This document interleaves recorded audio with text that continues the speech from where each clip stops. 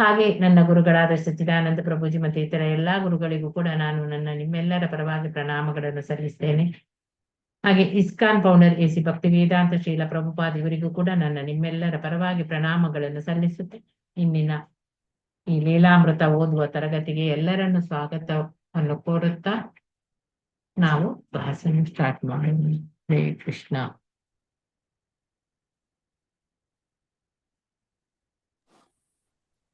Hare Krishna Mataji. Hare Krishna. Hare Krishna.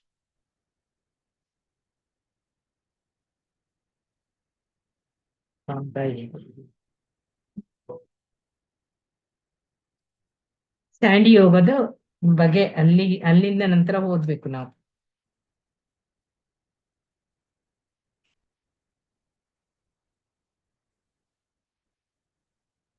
Sandy ಯೋಗದ ಹೋಗುದು ಅಷ್ಟೇ.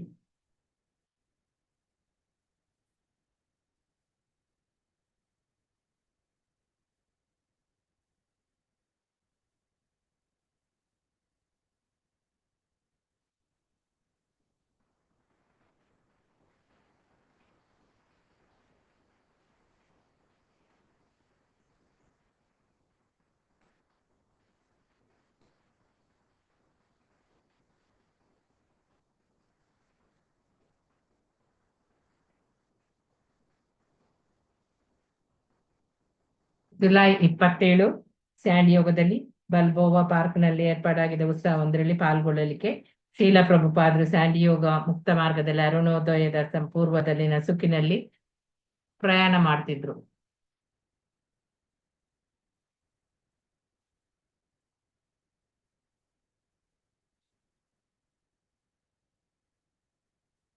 ಅಲ್ಲಿ ಮಾಜಿ ಅಧ್ಯಕ್ಷ ರಿಚರ್ಡ್ ಅವರು ಅಲ್ಲಿ ವಾಸಿಸ್ತಿದ್ರು. ಅವರು ತಪ್ಪು ಮಾಡಿ ಸಿಕ್ಕಿ ಬಿದ್ದಿದ್ರು.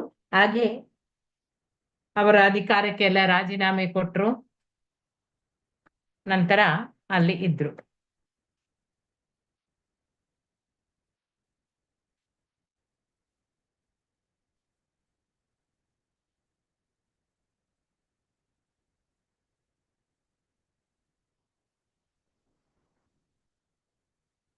ಅಲ್ಲಿ ಒಬ್ಬ ಭಕ್ತ ನಿಶ್ಚಲರು ಹೇಗೆ ತನ್ನ ಎಲ್ಲಾ ಸ್ಥಾನಮಾನಗಳನ್ನು ಕಳೆದುಕೊಂಡ್ರು ಅಂತೇಳಿ, ತನ್ನ ಊರಿನ ಜನರ ತಿರಸ್ಕಾರಕ್ಕೆ ಅವರು ಇಲ್ಲಿ ತಿರಸ್ಕಾರಕ್ಕೂ ಪಾತ್ರರಾಗಿ ಬದುಕಿದ್ಯಾರಲ್ಲ ಅಂತ ಹೇಳಿ ಒಬ್ಬ ಹೇಳ್ತಾನೆ.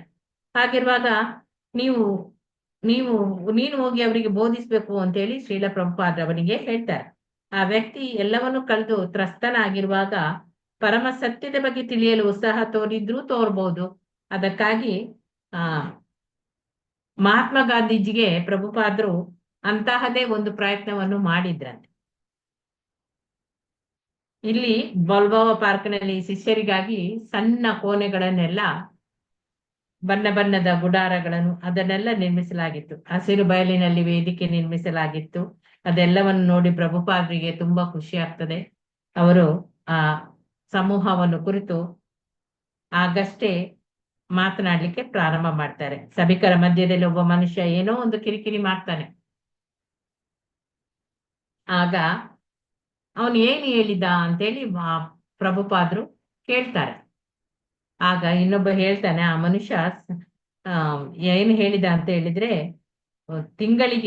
ಒಂದು ತಿಂಗಳಿಗೆ ಎಷ್ಟು ಬಾರಿ ಸಂಭೋಗ ಮಾಡಲು ಬಯಸ್ತಿದ್ದಾನೆ ಅಂತೇಳಿ ಅದನ್ನೇ ಹೇಳ್ತಿದ್ದಾನೆ ಅಂತೇಳಿ, ಆ ಮನುಷ್ಯ ತೊಂದರೆ ಕೊಡ್ತಾ ಇದ್ದಾನಲ್ಲ ಅಂತೇಳಿ ಪ್ರಭುಪಾದರು ಹೇಳ್ತಾರೆ.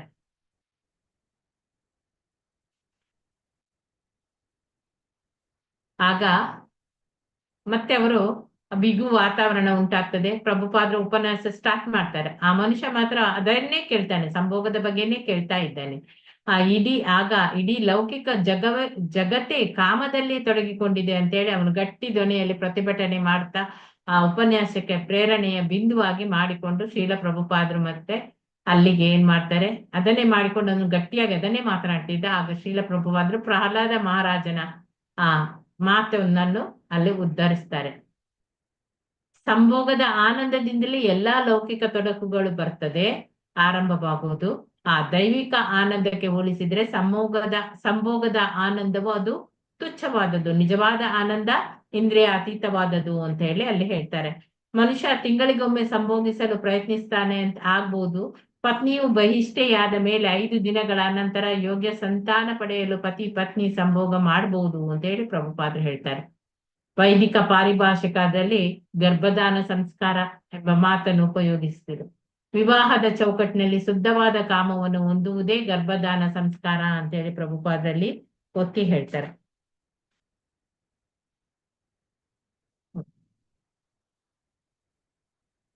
ಆಮೇಲೆ ಆ ಪ್ರಭುಪಾದರ ಮಾತುಗಳನ್ನು ಕೇಳ್ತಾ ಇಲ್ಲಿ ಶಿಷ್ಯರೆಲ್ಲ ತುಂಬಾ ಆಶ್ಚರ್ಯದಲ್ಲಿ ಇರ್ತಾರೆ.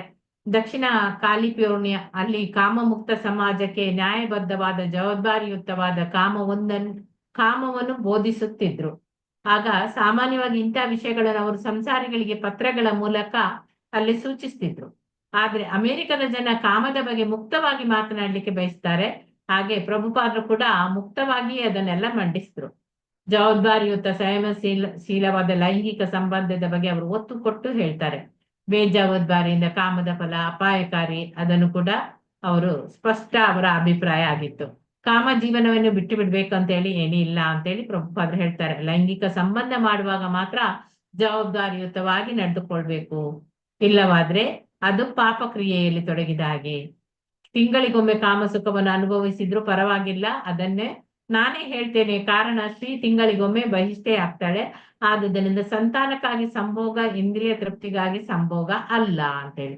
ಕಾಮದಲ್ಲಿ ನಿಯಂತ್ರಣವಿದ್ದರೆ ಪ್ರಪಂಚವು ನರಕವಾಗುವುದು ತಪ್ಪುತ್ತದೆ. ಅನಿಯಂತ್ರಿತ ಕಾಮದಿಂದ ಮಾತ್ರ ಇಡೀ ಪ್ರಪಂಚ ನರಕ ಆಗ್ತದೆ ಅಂತೇಳಿ. ಕಾಮ ಜೀವನವನ್ನು ಯಾರು ಕೂಡ ಬೇಡ ಎನ್ನುವುದಿಲ್ಲ, ಅದು ನಿಯಂತ್ರಣದಲ್ಲಿ ಇರ್ಬೇಕು. ಒಳ್ಳೆಯ ಮಕ್ಕಳನ್ನು ಪಡೆಯಲಿಕ್ಕೆ, ಸಂತೋಷವಾಗಿ ಬದುಕಲಿಕ್ಕೆ ಮಾತ್ರ ಅಂತ ಹೇಳ್ತಾರೆ. ಅದರಲ್ಲೂ ಸದ್ಯದ ಸಂದರ್ಭದಲ್ಲಿ ಕೃಷ್ಣ ಪ್ರಜ್ಞೆಗೆ ಬರುವ ಮಕ್ಕಳನ್ನು ನೀವು ಸೃಷ್ಟಿ ಮಾಡೋದಾದ್ರೆ ಭಗವಂತನಿಗೆ ದೊಡ್ಡ ಸೇವೆ ಸಲ್ಲಿಸಿದ ಹಾಗೆ.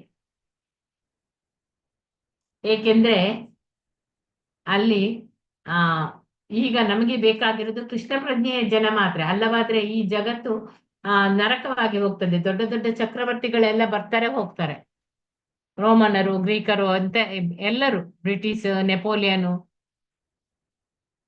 ಎಲ್ಲ ಸಮರ್ಥ ಚಕ್ರವರ್ತಿಗಳು ಬರ್ತಾರೆ ಹೋಗ್ತಾರೆ. ಉಳಿದದ್ದು ಏನು? ಕೇವಲ ಅವರ ಹೆಸರು ಮಾತ್ರ, ಬೇರೇನು ಉಳಿಲಿಲ್ಲ. ಅದಕ್ಕಾಗಿ ನಾನು ನಿಮ್ಮ ಅಮೆರಿಕಕ್ಕೆ ಈಗ ಬಂದಿದ್ದೇನೆ. ಏಕೆ ಬಂದೆ ಗೊತ್ತೇ? ನಿಮ್ಮ ದೇಶ ತುಂಬಾ ಒಳ್ಳೆಯದು ಅಂತ ಕೇಳಿದ್ದೇನೆ, ಅದಕ್ಕಾಗಿ ನಾನು ಬಂದಿದ್ದೇನೆ. ಬಂದ ಮೇಲೆ ನೋಡಿದ್ದೆ, ನಿಜಕ್ಕೂ ನಿಮ್ಮ ದೇಶ ಚೆನ್ನಾಗಿದೆ. ನಿಮ್ಮ ನಗರಗಳು, ನಿಮ್ಮ ಭವನಗಳು, ನೀವು ಕೂಡ. ನನ್ನ ಬಹಳಷ್ಟು ಜನ ಶಿಷ್ಯರು ಅಮೆರಿಕನರು ಇದ್ದಾರೆ. ನನ್ನ ಈ ಚಳವಳಿಯನ್ನು ಮುನ್ನಡೆಸಲು ಅವರೆಲ್ಲ ನನಗೆ ಸಹಕಾರವನ್ನು ನೀಡುತ್ತಾ ಇದ್ದಾರೆ ಅಂತೇಳಿ ಇಲ್ಲಿ ಹೇಳ್ತಾರೆ. ಅಮೆರಿಕವನ್ನು ನಾನು ತುಂಬಾ ಚೆನ್ನಾಗಿ ಅಭ್ಯಾಸ ಮಾಡಿದ್ದೇನೆ.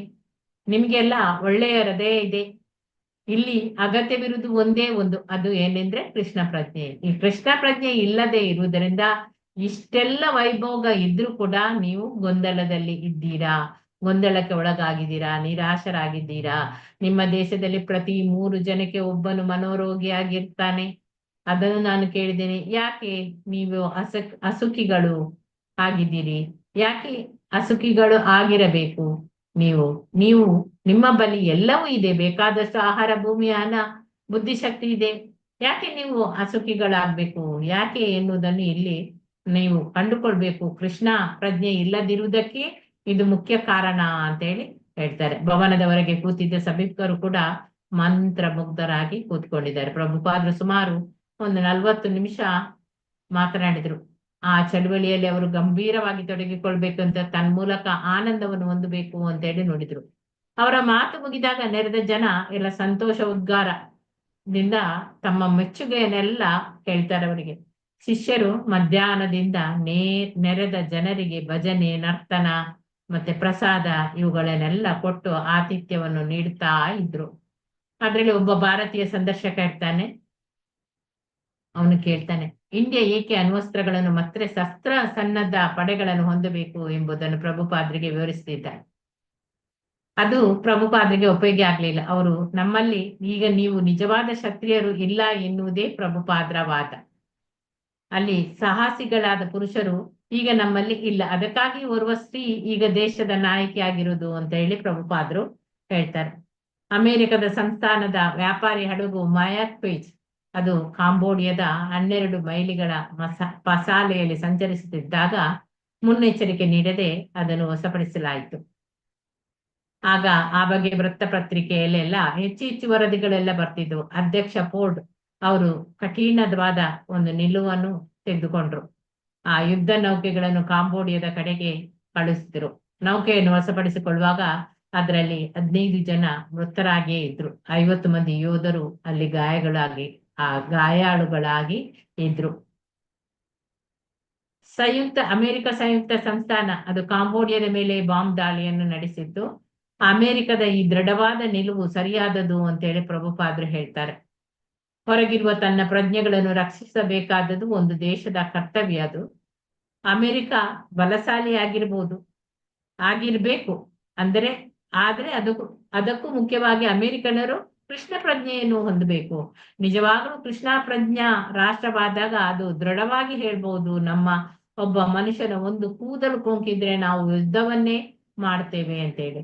ಶ್ರೀಲ ಪ್ರಭುಪಾದ್ರ ಈ ಈ ಮಾತು ನಿಶ್ಚಯದ ಧ್ವನಿಯಲ್ಲಿ ಅವರು ಮಾತನಾಡ್ತಾರೆ. ಇಡೀ ಜಗತ್ತನ್ನು ಕೃಷ್ಣ ಪ್ರಜ್ಞೆಯ ಕಡೆಗೆ ಕರೆದೊಯ್ಯುವ ಸಾಮರ್ಥ್ಯ ರಾಷ್ಟ್ರವಾಗಿ ಅಮೆರಿಕ ರೂಪುಗೊಳ್ಬೇಕು ಎನ್ನುವ ದರ್ಶನವನ್ನು ಅವರು ತಮ್ಮ ಭಕ್ತರಿಗೆ ನೀಡಿದರು. ಇದರಿಂದ ಶುದ್ಧ ದೇವನಿಷ್ಠೆಯ ಹೊಸ ಆಶಯಗಳು ಭಕ್ತರ ಮನಸ್ಸಿನಲ್ಲಿ ಮೊಳಕೆ ಹೊಡೆಯುತ್ತದೆ. ಆ ಪ್ರಾಚೀನ ವೈದಿಕ ಸಂಸ್ಕೃತಿಯ ಯುಗದಲ್ಲಿ ಆ ದೈವ ಪ್ರಜ್ಞೆಯುಳ್ಳ ನಾಯಕರಿಂದ ಇಡೀ ಜಗತ್ತೇ ಆಳಲ್ಪಡುವಾಗ ಇದ್ದಂತಹ ದೇಶ ನಿಷ್ಠೆಗೆ ಅದನ್ನು ಹೋಲಿಸಬಹುದು ಅಂತ ಹೇಳಿ.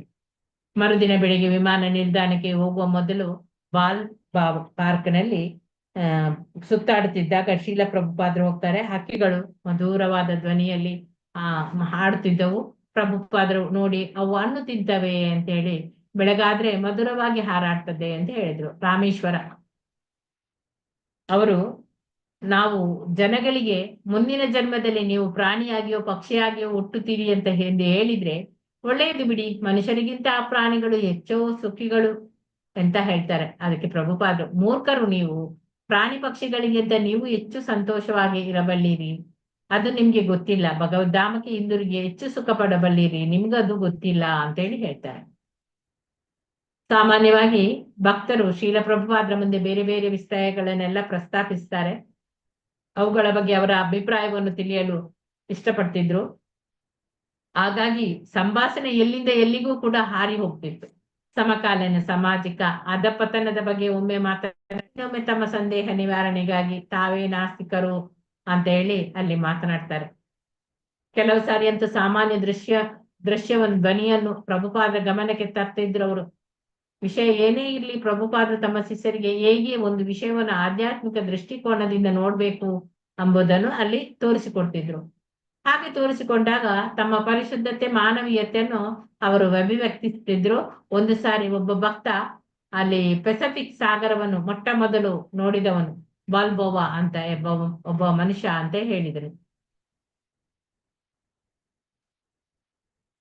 ಒಂದು ಕ್ಷಣ ಆ ಮಾತು ಪ್ರಭುಪಾದರನ್ನು ಪ್ರಭಾವಿಸಿದಂತೆ ಆಗ್ತದೆ. ಮರುಕ್ಷಣ ಅವರು ತಾತ್ಸಾರದ ಧ್ವನಿಯಲ್ಲಿ ಹೇಳಿದ್ರು, ಆತನಿಗೆ ಮೊದಲು ಬೇಕಾದಷ್ಟು ಜನ ಇದ್ರು, ಅವನಿಗೆ ಗೊತ್ತಿಲ್ಲ ಅಷ್ಟೇ. ಕಾಳಿದಾಸ ಕವಿಯ ಆ ಕುಮಾರ ಸಂಭವದಲ್ಲಿಯೇ ಪೆಸಿಫಿಕ್ ಮತ್ತು ಅಟ್ಲಾಂಟಿಕ್ ಸಾಗರಗಳನ್ನು ಪ್ರಸ್ತಾಪ ಮಾಡಲಾಗಿದೆ. ಪೆಸಿಫಿಕ್ ಅಟ್ಲಾಂಟಿಕ್ ಎಲ್ಲಾ ಪ್ರಸ್ತಾಪ ಅದರಲ್ಲಿ ಇದೆ. ಈ ಮೂರ್ಖರಿಗೆ ಏನು ಗೊತ್ತಿಲ್ಲ, ನಾನೇ ಮೊದಲು ಬಂದವ ಅನ್ನುತ್ತಾರೆ, ಅವನಿಗಿಂತ ಮೊದಲು ಯಾರು ಇರಲೇ ಇಲ್ಲವೇನೋ ಅನ್ನುವ ಹಾಗೆ ಅಂತ ಹೇಳ್ತಾರೆ. ಎಂತ ಮೂರ್ಖರು ಇವರೆಲ್ಲ ಅಂತ ಹೇಳಿ. ನಿನ್ನೆ ದಿನ ಪಾರ್ಕ್ನಲ್ಲಿ ನಡೆದ ಉತ್ಸಾಹದ ಬಗ್ಗೆ ಕೂಡ ಪ್ರಭುಪಾದರು ಭಕ್ತರನ್ನು ಅಭಿನಂದಿಸ್ತಾರೆ. ಆಮೇಲೆ ಇಂತಹ ಉತ್ಸಾಹ ದಿನವೂ ನಡಿಬೇಕು ಅಂತ ಹೇಳಿ ಸಲಹೆಯನ್ನು ನೀಡ್ತಾರೆ. ನಿಮ್ಮಲ್ಲಿ ಬೇಕಾದಷ್ಟು ಹಣವಿದೆ ಅಂತ ಹೇಳಿ ಪ್ರಭುಪಾದರು ನಗುತ್ತಾ ಹೇಳ್ತಾರೆ. ಪ್ರತಿನಿತ್ಯ ನೀವು ಉತ್ಸಾಹ ನಡೆಸಬಹುದು, ನಿತ್ಯೋತ್ಸವ ಅಂತ ಹೇಳಿ ಜನಗಳಿಗೆ ಹೇಳ್ತಾರೆ. ಇಲ್ಲಿ ಬನ್ನಿ, ಪ್ರಸಾದ ತೆಗೆದುಕೊಳ್ಳಿ, ಹರೇ ಕೃಷ್ಣ ನಾಮಸ್ಮರಣೆ ಮಾಡಿ, ಅಷ್ಟೇ ಇದೆ. ಅದೇನು 24 ಗಂಟೆ ಅಂಗಮರ್ದನವಂತೆ ಅಂತ ಹೇಳಿ. ಆಗ ತಮಾಲ ಕೃಷ್ಣ ಸ್ವಾಮಿ ಹೇಳ್ತಾರೆ, ಹೌದು, 24 ಗಂಟೆಯೂ ಅಂಗಮರ್ದನ ಮಾಡಿಸಿಕೊಳ್ಳುವಂತಹ ಮಳಿಗೆಗಳು ಕೂಡ ಇದೆ. ಅದಕ್ಕೆ ಪ್ರಭುಪಾದರನ್ನ ಕಾಡ್ತಾರೆ, 24 ಗಂಟೆ ಅದೇ ಈ ರೀತಿ 24 ಗಂಟೆ ಪ್ರಸಾದ ವಿನಿಯೋಗ ಆಗಲಿ ಅಂತ ಹೇಳ್ತಾರೆ. ಆದ್ರೆ ಇವರಿಗೆ ಅದಕ್ಕೆ ಹಸಿವಿ ಇಲ್ಲ. ಒಂದು ಹುಲ್ಲು ಮೈದಾನದಲ್ಲಿ ಅವರು ನಡೆಯುತ್ತಿರುವಾಗ ಶಿರಸಾಸನದಲ್ಲಿ ಒಬ್ಬ ಹುಲ್ಲು ಮೈದಾನದಲ್ಲಿ ಅವರು ನಡೆಯುವಾಗ ಒಬ್ಬ ಶಿರಸಾಸನ ಮಾಡ್ತಿದ್ದ, ಅದವರ ಕಣ್ಣಿಗೆ ಬೀಳ್ತದೆ. ಈ ಮನುಷ್ಯ ನಮ್ಮವನು ತಾನೆ ಅಂತ ಹೇಳ್ತಾರೆ ಪ್ರಭುಪಾದರು. ಆಕೆ ಭಕ್ತರು ಹೇಳ್ತಾರೆ ನಗುತ್ತಾ, ಹೌದು, ಆ ಅಲ್ಲ, ಇವರು ನಮ್ಮವರ ಅಲ್ಲ ಅಂತ ಹೇಳ್ತಾರೆ. ಯೋಗ ಇದು ಅಂತ ಹೇಳ್ತಾರೆ. ರಾಮೇಶ್ವರ ಆ ಮನುಷ್ಯನಿಗೆ ಅಮರನಾಗುವ ಬಯಕೆ ಅಂತ ಹೇಳ್ತಾರೆ. ಆಗ ಪ್ರಭುಪಾದರು ಇಲ್ಲ, ಅದು ಆರೋಗ್ಯಕ್ಕೆ ತುಂಬಾ ಸಹಾಯ ಮಾಡ್ತದೆ. ಆಗ ತಮಲ ಕೃಷ್ಣ ಹೇಳ್ತಾರೆ, ಹೌದಾ, ಇದು ದೇಹಕ್ಕೆ ಒಳ್ಳೆಯದ್ಯಾ ಅಂತ ಹೇಳಿ. ಅದಕ್ಕೆ ಪ್ರಭುಪಾದರು ಹೇಳ್ತಾರೆ, ಒಳ್ಳೆಯದು, ಇದಕ್ಕೆ ಶಿರಸಾಸನ ಅಂತ ಹೇಳ್ತಾರೆ. ಅಂದ್ರೆ ತಲೆಯ ಮೇಲೆ ನಿಲ್ಲುವುದು ಎಂದರ್ಥ. ಶಿರಸಾಸನ, ಪದ್ಮಾಸನ, ಯೋಗಾಸನ, ಹೀಗೆ ಬೇಕಾದಷ್ಟು ಆಸನಗಳಿರ್ತವೆ. ಕಮಲ ಕೃಷ್ಣ, ನಾವು ಅದನ್ನು ಅಭ್ಯಾಸ ಮಾಡುವುದಿಲ್ಲ ಅಲ್ಲ. ಹೌದು, ನಮ್ಗೆ ನಿದ್ದೆ ಮಾಡೋದಕ್ಕೆ ಸಮಯ ಇಲ್ಲ ಅಂತೇಳಿ ಪ್ರಭುಪಾದರಲ್ಲಿ ವ್ಯಂಗ್ಯವಾಗಿ ಹೇಳ್ತಾರೆ. ಅವರ ಹರಿತವಾದ ಈ ಪ್ರತಿಕ್ರಿಯೆ ಭಕ್ತರಿಗೆ ನಗೆ ತರ್ತದೆ. ಇದು ಕೆಟ್ಟದನ್ನಲ್ಲ, ಯೋಗಾಸನದಿಂದ ಆರೋಗ್ಯ ಸುಧಾರಿಸ್ತದೆ. ಹಠ ಯೋಗದ ಬಗ್ಗೆ ಪ್ರಭುಪಾದರ ಆಶ್ಚರ್ಯಕರವಾದ ಹೊಗಳಿಕೆಯನ್ನು ಕೇಳಿ ಭಕ್ತನೊಬ್ಬ ಅನಿವಾರ್ಯ ಎನ್ನುವಂತೆ ಅವರನ್ನು ಪ್ರಶ್ನಿಸಿದ. ನಮ್ಗೆ ಸಮಯ ಸಿಕ್ಕರೆ ನಾವು ಯೋಗಾಸನ ಮಾಡಬಹುದಾ ಅಲ್ಲವೇ ಅಂತ ಹೇಳಿ. ಇಷ್ಟೊತ್ತಿಗೆ ಅವರ ಸುತ್ತಾಟ ಎಲ್ಲ ಮುಗಿತದೆ. ತಮ್ಮ ಕಾರುಗಳ ಹತ್ತಿರ ಬರ್ತಾರೆ ಅವರು. ವಿನೋದಾತ್ಮಕ ಪ್ರಶ್ನೆಗೊಂದು ಎದುರಾದಂತೆ ಶ್ರೀಲ ಪ್ರಭುಪಾದರು ಉದ್ಗರಿಸಿದ್ರು, ಹರೇ ಕೃಷ್ಣ ಅಂತ ಹೇಳಿ ಕಾರಿನಲ್ಲಿ ಕುಳಿತುಕೊಳ್ಳುತ್ತಾ, ಅಗತ್ಯವಿಲ್ಲ ಎಂದು ಪ್ರಭುಪಾದರು ತಮ್ಮ ಮಾತನ್ನಲ್ಲಿ ಮುಗಿಸ್ತಾರೆ. ಹರೇ ಕೃಷ್ಣ. ಒಂದ್ ನಿಮಿಷ. ಸ್ಕ್ರೀನ್ ಅಲ್ಲಿ ಮೇಲಕ್ಕೆ ಹೋಗ್ಲೇ ಇಲ್ಲ ಮಾತಾಡಿ. ಇಲ್ಲ, ಸ್ಕ್ರೀನ್ ಹಾಕ್ಲಿಲ್ಲ, ಹಾಕ್ತೇನೆ. ಎಲ್ಲೋಯ್ತು? ಮಾಡ್ಲಿಕ್ಕೆಲ್ಲ ರೆಡಿ ಮಾಡಿ ಇಟ್ಟಿದ್ದೇನೆ, ಸ್ಕ್ರೀನ್ ಹಾಕ್ಲಿಕ್ಕೆ. ಓಕೆ, ಆಯ್ತು, ಹಾಕಿದ್ದೆ ನೋಡಿ. ಒಂದ್ ನಿಮಿಷ. ಬಂತಾ ಸ್ಕ್ರೀನ್? ಬಂತಾ? ಬಂತು ಮಾತಾಜಿ, ಬಂತು ಮಾತಾಜಿ. ಬಂತಲ್ಲ. ಗೀತಾ ಎಂ ಮಾತಾಜಿ ಓದಿ. ಹಾ ಮಾತಾಜಿ, ಓದ್ತೀನಿ ಮಾತಾಜಿ.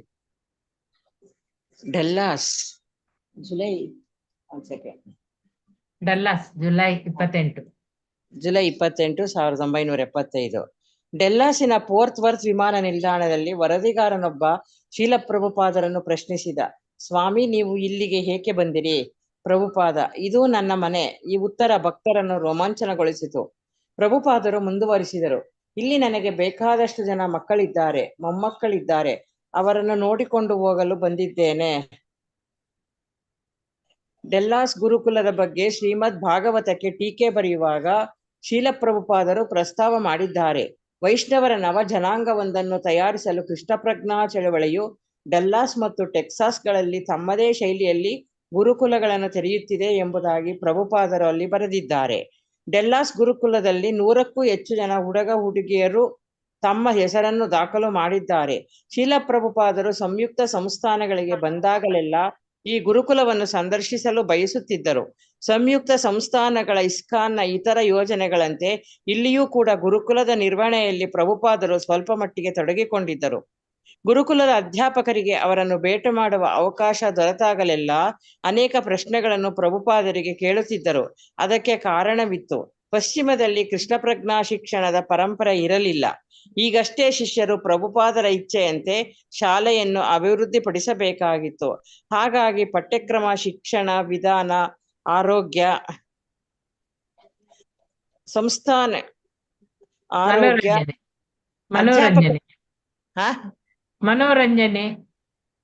ಮನೋರಂಜನೆ ಮುಂತಾದ ಅನೇಕ ವಿಷಯಗಳ ಬಗ್ಗೆ ಅಧ್ಯಾಪಕರು ಪ್ರಭುಪಾದರನ್ನು ಪ್ರಶ್ನಿಸಿ ತಮ್ಮ ಸಂದೇಹಗಳನ್ನು ನಿವಾರಿಸಿಕೊಳ್ಳುತ್ತಿದ್ದರು. ಸುಮಾರು 100 ಡಿಗ್ರಿ ಉಷ್ಣತಾಮಾನ ಇದ್ದುದರಿಂದ ಶಾಲೆಯ ವಿದ್ಯಾರ್ಥಿಗಳು ಮೇಲಂಗಿಗಳನ್ನು ಧರಿಸಿರಲಿಲ್ಲ. ಶೀಲ ಪ್ರಭುಪಾದರ ಕೋಣೆಯಲ್ಲಿ ವಿದ್ಯುತ್ ಚಾಲಿತ ಬೀಸಣಿಗೆ ತಿರುಗುತ್ತಿತ್ತು. ಪ್ರಭುಪಾದರು ಗುರುಕುಲಕ್ಕೆ ಬಂದ ಕೂಡಲೇ ಮಕ್ಕಳು ಮತ್ತು ದೊಡ್ಡವರು ಎಲ್ಲ ತಮ್ಮ ಕೋಣೆಗೆ ಬರಬೇಕೆಂದು ಹೇಳಿ ಕಳಿಸಿದರು. ಒಬ್ಬರಾದ ಮೇಲೆ ಒಬ್ಬರು ಬರುತ್ತಾ ಅವರ ಕೈ ಚಾಚಿದಾಗ ಪ್ರಭುಪಾದರು ದೊಡ್ಡ ರಸಗುಲ್ಲವೊಂದನ್ನು ಅವರ ಅಂಗೈಯಲ್ಲಿಡುತ್ತಿದ್ದರು. ಆ ಸಂಜೆ ಪ್ರಭುಪಾದರು ದೇವಸ್ಥಾನದ ಹಿಂದುಗಡೆ ಹುಲ್ಲು ಬಯಲಲ್ಲಿ ತೂಗು ಕುರ್ಚಿಯ ಮೇಲೆ ಕುಳಿತಿದ್ದರು. ಶಿಷ್ಯರು ಬೃಹತ್ತಾದ ನವಿಲು ಪಂಖದಿಂದ ಪ್ರಭುಪಾದರಿಗೆ ಗಾಳಿ ಹಾಕುತ್ತಿದ್ದರು. ಜೀರುಂಡೆಗಳು ಮರಗಳ ಮೇಲೆ ಕುಳಿತು ಗಟ್ಟಿಯಾಗಿ ಕೂಗುತ್ತಿದ್ದವು. ಸುತ್ತಮುತ್ತ ಉಲುಸಾಗಿ ಬೆಳೆಯುತ್ತಿರುವ ತುಳಸಿ ಗಿಡಗಳು. ಅಲ್ಲಿ ಪ್ರಭುಪಾದರು ತಮ್ಮ ಶಿಷ್ಯರೊಂದಿಗೆ ಕುಳಿತು ಕೃಷ್ಣ ಗ್ರಂಥದ ವಾಚನವನ್ನು ಕೇಳುತ್ತಿದ್ದರು. ಅಧ್ಯಾಪಕರುಗಳ ಜಟಿಲವಾದ ಪ್ರಶ್ನೆಗಳಿಗೆ ಪ್ರಭುಪಾದರು ನೀಡುತ್ತಿದ್ದ ಉತ್ತರಗಳಂತೆಯೇ ಈ ಶ್ರವಣವೂ ಕೂಡ ಒಂದು ಪಾಠವಾಗಿತ್ತು. ಗುರುಕುಲದಲ್ಲಿ ಪ್ರತಿಯೊಂದು ಸಂಗತಿಯು ಹರಿನಾಮ ಸ್ಮರಣೆ ಮತ್ತು ನಾಮ ಸಂಕೀರ್ತನೆಯನ್ನು ಅವಲಂಬಿಸಬೇಕು. ಸಾಕ ಮಾತಾಜಿ? ಹರೇ ಕೃಷ್ಣ ಮಾತಾಜಿ, ಧನ್ಯವಾದಗಳು. ಲತಾ ಹರೇ ಕೃಷ್ಣ, ಪೂಜಾರಿ ಧನ್ಯವಾದ. ಮಾತಾಜಿ ಓದಿ. ಹರೇ ಕೃಷ್ಣ ಮಾತಾಜಿ. ಹರೇ ಬ್ರಹ್ಮಾನಂದ ಸ್ವಾಮಿಗಳು ಶ್ರೀಕೃಷ್ಣನು ರುಕ್ಮಿಣಿಯ ಸಹಾಯಕ್ಕೆ ಒದಗಿದ ಸಂದರ್ಭವನ್ನು ಓದುತ್ತಿದ್ದರು. ಮಧ್ಯೆ ಶೀಲಾ ಪ್ರಭುಪಾದರು ಬ್ರಹ್ಮಾನಂದರ ವಚನವನ್ನು ತಡೆದು ಮಾತನಾಡಿದರು. ಕೃಷ್ಣ ಮತ್ತು ರುಕ್ಮಿಣಿ ರಥದಲ್ಲಿ ಹೋಗುತ್ತಿರಬೇಕಾದರೆ ಉಳಿದ ರಾಜಕುಮಾರರು ಕೃಷ್ಣನ ಮೇಲೆ ಯುದ್ಧಕ್ಕೆ ಬಂದರು. ಆಗ ರುಕ್ಮಿಣಿಯು ತಾನೇ ಲಗಾಮನ್ನು ತೆಗೆದುಕೊಂಡು ರಥವನ್ನು ಓಡಿಸಿದಳು. ಕೃಷ್ಣ ಬಿಲ್ಲು ಬಾಣಗಳನ್ನು ಕೈಗೆತ್ತಿಕೊಂಡ ತನ್ನ ವಿರೋಧಿಗಳನ್ನು ಜಯಿಸಿದ. ಪ್ರಭುಪಾದರ ಮಾತುಗಳನ್ನು ಕೇಳಿ ಶಿಷ್ಯರು ಆಶ್ಚರ್ಯಚಕಿತರಾದರು. ಅವರಲ್ಲಿ ಅನೇಕರು ಕೃಷ್ಣ ಗ್ರಂಥವನ್ನು ಅಧ್ಯಯನ ಮಾಡಿದವರು. ಆದರೆ ಪ್ರಭುಪಾದರು ಹೇಳಿದ ಈ ವಿವರ ಎಲ್ಲೂ ಉಲ್ಲೇಖಗೊಂಡಿರಲಿಲ್ಲ. ರುಕ್ಮಿಣಿ ತಾನೇ ರಥವನ್ನು ಓಡಿಸಿದ್ದನ್ನು ಅವರು ಎಲ್ಲೂ ಕೇಳಿರಲಿಲ್ಲ. ಆಕೆ ಹಾಗೆ ಮಾಡಬಹುದೆಂದು ಕಲ್ಪಿಸಲಿಲ್ಲ ಕೂಡ. ಪ್ರಭುಪಾದರು ಆಕೆ ಹಾಗೆ ನಿರ್ಭೀತಿಯಿಂದ ಯುದ್ಧ ಕಾಲದಲ್ಲಿ ರಥವನ್ನು ಓಡಿಸಿದ್ದು ನಿಜವೆಂದು ಶಿಷ್ಯರಿಗೆ ಹೇಳಿದರು. ಪ್ರಭುಪಾದರು ಮಾತನಾಡುತ್ತಿರುವಾಗ ಗುರುಕುಲದ ಮುಖ್ಯೋಪಾಧ್ಯಾಯರಾದ ದಯಾನಂದರು ಆರಾಮವಾಗಿ ಕುಳಿತುಕೊಳ್ಳುವುದಕ್ಕಾಗಿ ತಮ್ಮ ಕಾಲುಗಳನ್ನು ಚಾಚಿದರು. ಪ್ರಭುಪಾದರು ಅವರ ಕಡೆ ತಿರುಗಿ ನಿಷ್ಠುರವಾಗಿ ನುಡಿದರು, ನಿಮ್ಮ ಕಾಲನ್ನು ತುಳಸಿಯ ಕಡೆ ಚಾಚಬೇಡಿ. ಆಕೆ ಕೃಷ್ಣನ ಶುದ್ಧ ಭಕ್ತಿ. ಕೃಷ್ಣ ಗ್ರಂಥದಲ್ಲಿ ಕೃಷ್ಣನು ಭೌತಿಕ ಜಗತ್ತಿನ ಸೃಷ್ಟಿಕರ್ತ ಎಂದು ವರ್ಣಿಸುವ ಪ್ರಾರ್ಥನೆಯನ್ನು ಬ್ರಹ್ಮಾನಂದರು ಓದುವಾಗ ಪ್ರಭುಪಾದರು ನಡುವೆಯೇ ಮಾತನಾಡಿದರು. ಆಕಾಶವನ್ನು ಮಾಡಿದ್ದ ಕೃಷ್ಣ ಅಲ್ಲವಾದರೆ ಬೇರೆ ಯಾರು ಎಂದು ಸವಾಲಿನ ಧ್ವನಿಯಲ್ಲಿ ಕೇಳಿದರು. ಟ್ಯಾಕ್ಸಿನ ನೀಲಿ ಆಕಾಶ ಆಗಷ್ಟೇ ಸಂಧ್ಯಾ ಕಾಲದಲ್ಲಿ ಬೆಳಗಿನಲ್ಲಿ ಮುಂಬಾಗುತ್ತಿತ್ತು. ಭಕ್ತರು ಮತ್ತು ಅತಿಥಿಗಳು ಒಮ್ಮೆಗೆ ಆಕಾಶವನ್ನು ತಲೆ ಎತ್ತಿ ನೋಡಿ ಮತ್ತೆ ಪ್ರಭುಪಾದರನ್ನು ನೋಡುತ್ತಾ ಕುಳಿತರು. ಶ್ರೀಲ ಪ್ರಭುಪಾದರು ನೋಡಿದರು. ಭಗವದ್ಗೀತೆಯ ಪ್ರಕಾರ ಆಕಾಶವನ್ನು ಕೃಷ್ಣ ನಿರ್ಮಿಸಿದ್ದಾನೆ. ಭೂಮಿರ್ ಅಪೋ ನಲೋ ವಾಯುಗಂ. ಆದುದರಿಂದ ನಾವು ಹೀಗೆ ಹೇಳಬಹುದು, ಅಹಂ ಸರ್ವಸ್ಯ ಪ್ರಭಃ. ಆಕಾಶ ಅತ್ಯಂತ ಹಿರಿದಾದ ಭೌತಿಕ ವಸ್ತು. ಅಂತಹ ಆಕಾಶವನ್ನು ನೋಡಿದವನು ಕೃಷ್ಣ. ಹೀಗೆ ಕೃಷ್ಣನನ್ನು ಅರ್ಥ ಮಾಡಿಕೊಳ್ಳಿ. ನೀವು ಬರೀ ಕೃಷ್ಣ ಮತ್ತು ಅವನ ಗೋಪಿಯರು ಇಷ್ಟನ್ನೇ ತಿಳಿದರೆ ನೀವು ಏನನ್ನೂ ತಿಳಿದಂತಾಗುವುದಿಲ್ಲ. ನೀವು ಎಷ್ಟೆಷ್ಟು ಕೃಷ್ಣನನ್ನು ತಿಳಿಯುತ್ತೀರೋ ಅಷ್ಟಷ್ಟು ಅವನ ನಿಷ್ಠ ಹಿಂಬಾಲಕರಾಗುತ್ತೀರಿ. ಅನಧಿಕೃತ ವ್ಯಕ್ತಿಗಳು ಆಕಾಶವನ್ನು ಸೃಷ್ಟಿಸುತ್ತಿರುವ ಕೃಷ್ಣನ ವರ್ಣಚಿತ್ರವನ್ನು ಬರೆಯಲಾರರು. ಕೃಷ್ಣ ಗೋಪಿಯರೊಂದಿಗೆ ಕುಣಿಯುತ್ತಿರುವುದಷ್ಟನ್ನೇ ಅವರು ಬರೆಯುತ್ತಾರೆ. ತನ್ಮೂಲಕ ತಮ್ಮ ಭೋಗಶಕ್ತಿಗಳನ್ನು ಸಮರ್ಥಿಸಿಕೊಳ್ಳುತ್ತಾರೆ. ಡಲಾಸಿನ ಎರಡು ಪ್ರತೀಕಗಳನ್ನು ಪ್ರಭುಪಾದರು ಆಗಮನದ ಬಗ್ಗೆ ವರದಿ ಮಾಡುವುದು. ಡಲಾಸ್ ಟೈಮ್ಸ್ ಹೆರಾಲ್ಡ್ ಪತ್ರಿಕೆಯಲ್ಲಿ ಶೀಲಾ ಪ್ರಭುಪಾದರ ಭಾವಚಿತ್ರ ಕೂಡ ಅಚ್ಚಾಗಿತ್ತು. ಪ್ರಭುಪಾದರು ಆಸನದ ಮೇಲೆ ಕುಳಿತಿದ್ದರು. ಅವರ ಕೊರಳಲ್ಲಿ ಗುಲಾಬಿ ಹೂವಿನ ಮಾಲೆ, ಬಲಗೈ ಎತ್ತಿದ್ದಾರೆ. ತೋರು ಬೆರಳಿನಿಂದ ಏನೋ ಸೂಚಿಸುತ್ತಾ ಬೋಧನೆಯನ್ನು ಮಾಡುತ್ತಿದ್ದಾರೆ. ವರದಿಯ ಶೀರ್ಷಿಕೆ ಬರಿಗಾಲ ಸ್ವಾಮಿ ಸಾಕಷ್ಟು ಸಂಖ್ಯೆಯಲ್ಲಿ ಕೃಷ್ಣ ಭಕ್ತರ ಗುಂಪನ್ನು ಆಕರ್ಷಿಸುತ್ತಿದ್ದಾರೆ. ಹರೇ ಕೃಷ್ಣ ಮಾತಾಜಿ, ಧನ್ಯವಾದಗಳು ಮಾತಾಜಿ. ಯಶೋಧ ಜಯರಾಮ್ ಮಾತಾಜಿ ಓದ್ತೀರಾ? ನಾನಲ್ವಾ ಮಾತಾಜಿ? ಗಾಯತ್ರಿ ಓದಿ, ನೀವು ಓದಿ. ಮತ್ತೆ ನೆಕ್ಸ್ಟ್ ಯಶೋಧ ಜಯರಾಮ ಓದ್ಲಿ. ಓದಿ ಮಾತಾಜಿ. ಓದ್ತೀನಿ ಮಾತಾಜಿ. ಎಲ್ಲಿಂದ ಮಾತಾಜಿ? ವರದಿಯನ್ನು ಓದಿನ? ಹೌದೌದು. ವರದಿಯನ್ನು ಓದಿ ಶ್ರೀಲ ಪ್ರಭುಪಾದರು ನುಡಿದು. ನಮ್ಮದು ಮೇಲ್ ಮಾಡ್ಬೇಕು ಮಾತಾಜಿ. ಮೇಲ್ ಮಾಡ್ಬೇಕು. ಇಲ್ಲಿ ಇದನ್ನು ವರದಿಯಲ್ಲಿ ಶೀಲ ಪ್ರಭುಪಾದರನ್ನು ಬರಿಗಾಲ ಸ್ವಾಮಿ ಎಂದು ಕರೆಯಲಾಗಿತ್ತು. ವರದಿಯಲ್ಲಿ ಶ್ರೀಲ ಪ್ರಭುಪಾದರನ್ನು ಬರಿಗಾಲ ಸ್ವಾಮಿ ಎಂದು ಕರೆಯಲಾಗಿತ್ತು. ವಾಸ್ತವವಾಗಿ ಅವರು ಶೂಗಳನ್ನು ಕಳಚಿ ಆಸನದ ಮೇಲೆ ಕುಳಿತಿದ್ದರು. ಜೊತೆಗೆ ಡಲ್ಲಾಸಿನ ಕೃಷ್ಣ ಭಕ್ತರ ಬಗ್ಗೆ ಒಂದು ವಿವಾದಾತ್ಮಕವಾದ ಸಂಗತಿಯನ್ನು ಪತ್ರಿಕೆಯು ವರದಿ ಮಾಡಿತ್ತು. ಡಲ್ಲಾಸಿನ ಫೋರ್ತ್ ವರ್ತ್ ವಿಮಾನ ನಿಲ್ದಾಣದಲ್ಲಿ ಗಳು ನಿಷೇಧಿಸಿದ್ದರೂ ಕೂಡ ಇಸ್ಕಾನ್ನ ಭಕ್ತರು ಪುಸ್ತಕ ಮಾರಾಟ ಮತ್ತು ನಿಧಿ ಸಂಗ್ರಹವನ್ನು ಮಾಡಿದರು ಎಂದು ವರದಿಯಲ್ಲಿ ನಮೂದಿಸಲಾಗಿತ್ತು. ವರದಿಯನ್ನು ಓದಿ ಶ್ರೀಲ ಪ್ರಭುಪಾದರು ನುಡಿದರು, ನಮ್ಮದು ಒಳ್ಳೆಯ ಸಾಹಿತ್ಯ, ಅದನ್ನು ಪ್ರೋತ್ಸಾಹಿಸಲೇಬೇಕು. ಕೃಷ್ಣ ಪ್ರಜ್ಞಾ ಸಾಹಿತ್ಯವನ್ನು ಓದುವುದರ ಮೂಲಕ ಜನರು ಯೋಗ್ಯ ಮನುಷ್ಯರಾಗುತ್ತಾರೆ, ತಮ್ಮ ನಿಲುವನ್ನು ಅರ್ಥ ಮಾಡಿಕೊಳ್ಳುತ್ತಾರೆ. ಇಲ್ಲವಾದರೆ ಇಲ್ಲಿ ಆಗುತ್ತಿರುವ ಅಪರಾಧಗಳಿಂದ ವಿಚಲಿತರಾಗಿ ಜನರು ಏನು ಮಾಡಬೇಕು ಎಂದು ತೋಚದೆ ಮೂರ್ಖರಾಗುತ್ತಾರೆ. ಪತ್ರಿಕೆಯಲ್ಲಿ ಪ್ರಕಟವಾದಂತೆ ಇಂಡಿಯಾದ ರಾಜಕೀಯದ ಬಗ್ಗೆ ತಾವು ನೀಡಿದ ಪ್ರತಿಕ್ರಿಯೆಗಳನ್ನು ತಿಳಿಯಲು ಪ್ರಭುಪಾದರಿಗೆ ಕುತೂಹಲವಿತ್ತು. ಸ್ವಾಮಿ ಹೀಗೆ ಉತ್ತರಿಸಿದರು. ಶ್ರೀಮತಿ ಇಂದಿರಾ ಗಾಂಧಿ ಆಧ್ಯಾತ್ಮದ ಕಡೆ ಮನಸ್ಸು ಕೊಡುತ್ತಿದ್ದಾರೆ. ಆಧ್ಯಾತ್ಮದ ಒಲವನ್ನು ಅವರು ಪೂರ್ತಿಯಾಗಿ ಬೆಳೆಸಿಕೊಂಡಲ್ಲಿ ಅನೇಕ ಸಮಸ್ಯೆಗಳು ಹರಿಯುತ್ತವೆ. ನಾಯಕರು ಆಧ್ಯಾತ್ಮಿಕ ಮೌಲ್ಯಗಳನ್ನು ಹೊಂದಿರದಿದ್ದರೆ ಪ್ರಜಾಪ್ರಭುತ್ವದಿಂದ ಅಂತಹ ಉಪಯೋಗವೇನೂ ಇಲ್ಲ. ಮಹಾತ್ಮ ಗಾಂಧಿ ವಾಸ್ತವವಾಗಿ ಒಬ್ಬ ಸರ್ವಾಧಿಕಾರಿ, ಆದರೆ ಆತ ನೈತಿಕ ಚಾರಿತ್ರ್ಯ ತುಂಬಾ ಶ್ರೇಷ್ಠವಾದದ್ದು. ಅದಕ್ಕಾಗಿಯೇ ಜನ ಆತನನ್ನು ಒಪ್ಪಿಕೊಂಡರು. ಸರ್ವಾಧಿಕಾರ ಕೂಡ ಸತ್ಫಲ ಕೊಡಬಹುದು, ಆದರೆ ಸರ್ವಾಧಿಕಾರಿ ಆಧ್ಯಾತ್ಮಿಕವಾಗಿ ಬೆಳೆದವರಾಗಿರಬೇಕು. ಇಂದಿರಾ ಗಾಂಧಿಯವರ ಬಗ್ಗೆ ಶ್ರೀಲ ಪ್ರಭುಪಾದರನ್ನು ಮತ್ತೆ ಮತ್ತೆ ಪ್ರಶ್ನಿಸಲಾಗುತ್ತಿತ್ತು. ಆಕೆ ಭಾರತದಲ್ಲಿ ತುರ್ತು ಪರಿಸ್ಥಿತಿಯನ್ನು ತಂದದ್ದು ಸಂಯುಕ್ತ ಸಂಸ್ಥಾನದ ಸರ್ಕಾರಕ್ಕೆ ಒಪ್ಪಿಗೆಯಾಗಿರಲಿಲ್ಲ. ಚಿಕಾಗೋದಲ್ಲಿ ವರದಿಗಾರರು ಪ್ರಭುಪಾದರು ಸ್ತ್ರೀಯರ ಬಗೆಗಿನ ಟೀಕೆಗಳನ್ನು ಪ್ರಧಾನಮಂತ್ರಿ ಇಂದಿರಾ ಗಾಂಧಿ ಅವರಿಗೆ ಅನ್ವಯಿಸಲಿಕ್ಕೆ ಪ್ರಯತ್ನಿಸಿದ್ದರು.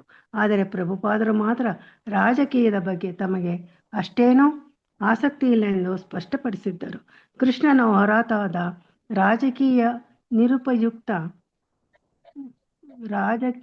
ನಿರುಪಯುಕ್ತ ಎಂದು ಕೂಡ ಸೂಚಿಸಿದ್ದರು.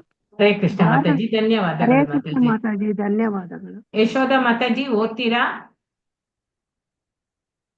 ಇಲ್ಲದಿದ್ರೆ ಲತಾ ಅಂತ ಹೇಳಿ ಒಬ್ರು ಇದ್ದಾರೆ, ಅವರು ಓದ್ಬೇಕು. ಯಶೋಧ ಓದ್ತೀನಿ ಮಾತಾಜಿ.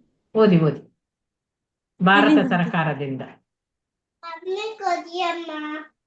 ಭಾರತ ಸರ್ಕಾರದೊಂದಿಗೆ ಒಳ್ಳೆಯ ಸಂಬಂಧ ಹೊಂದಿಟ್ಟುಕೊಳ್ಳಬೇಕೆಂಬುದು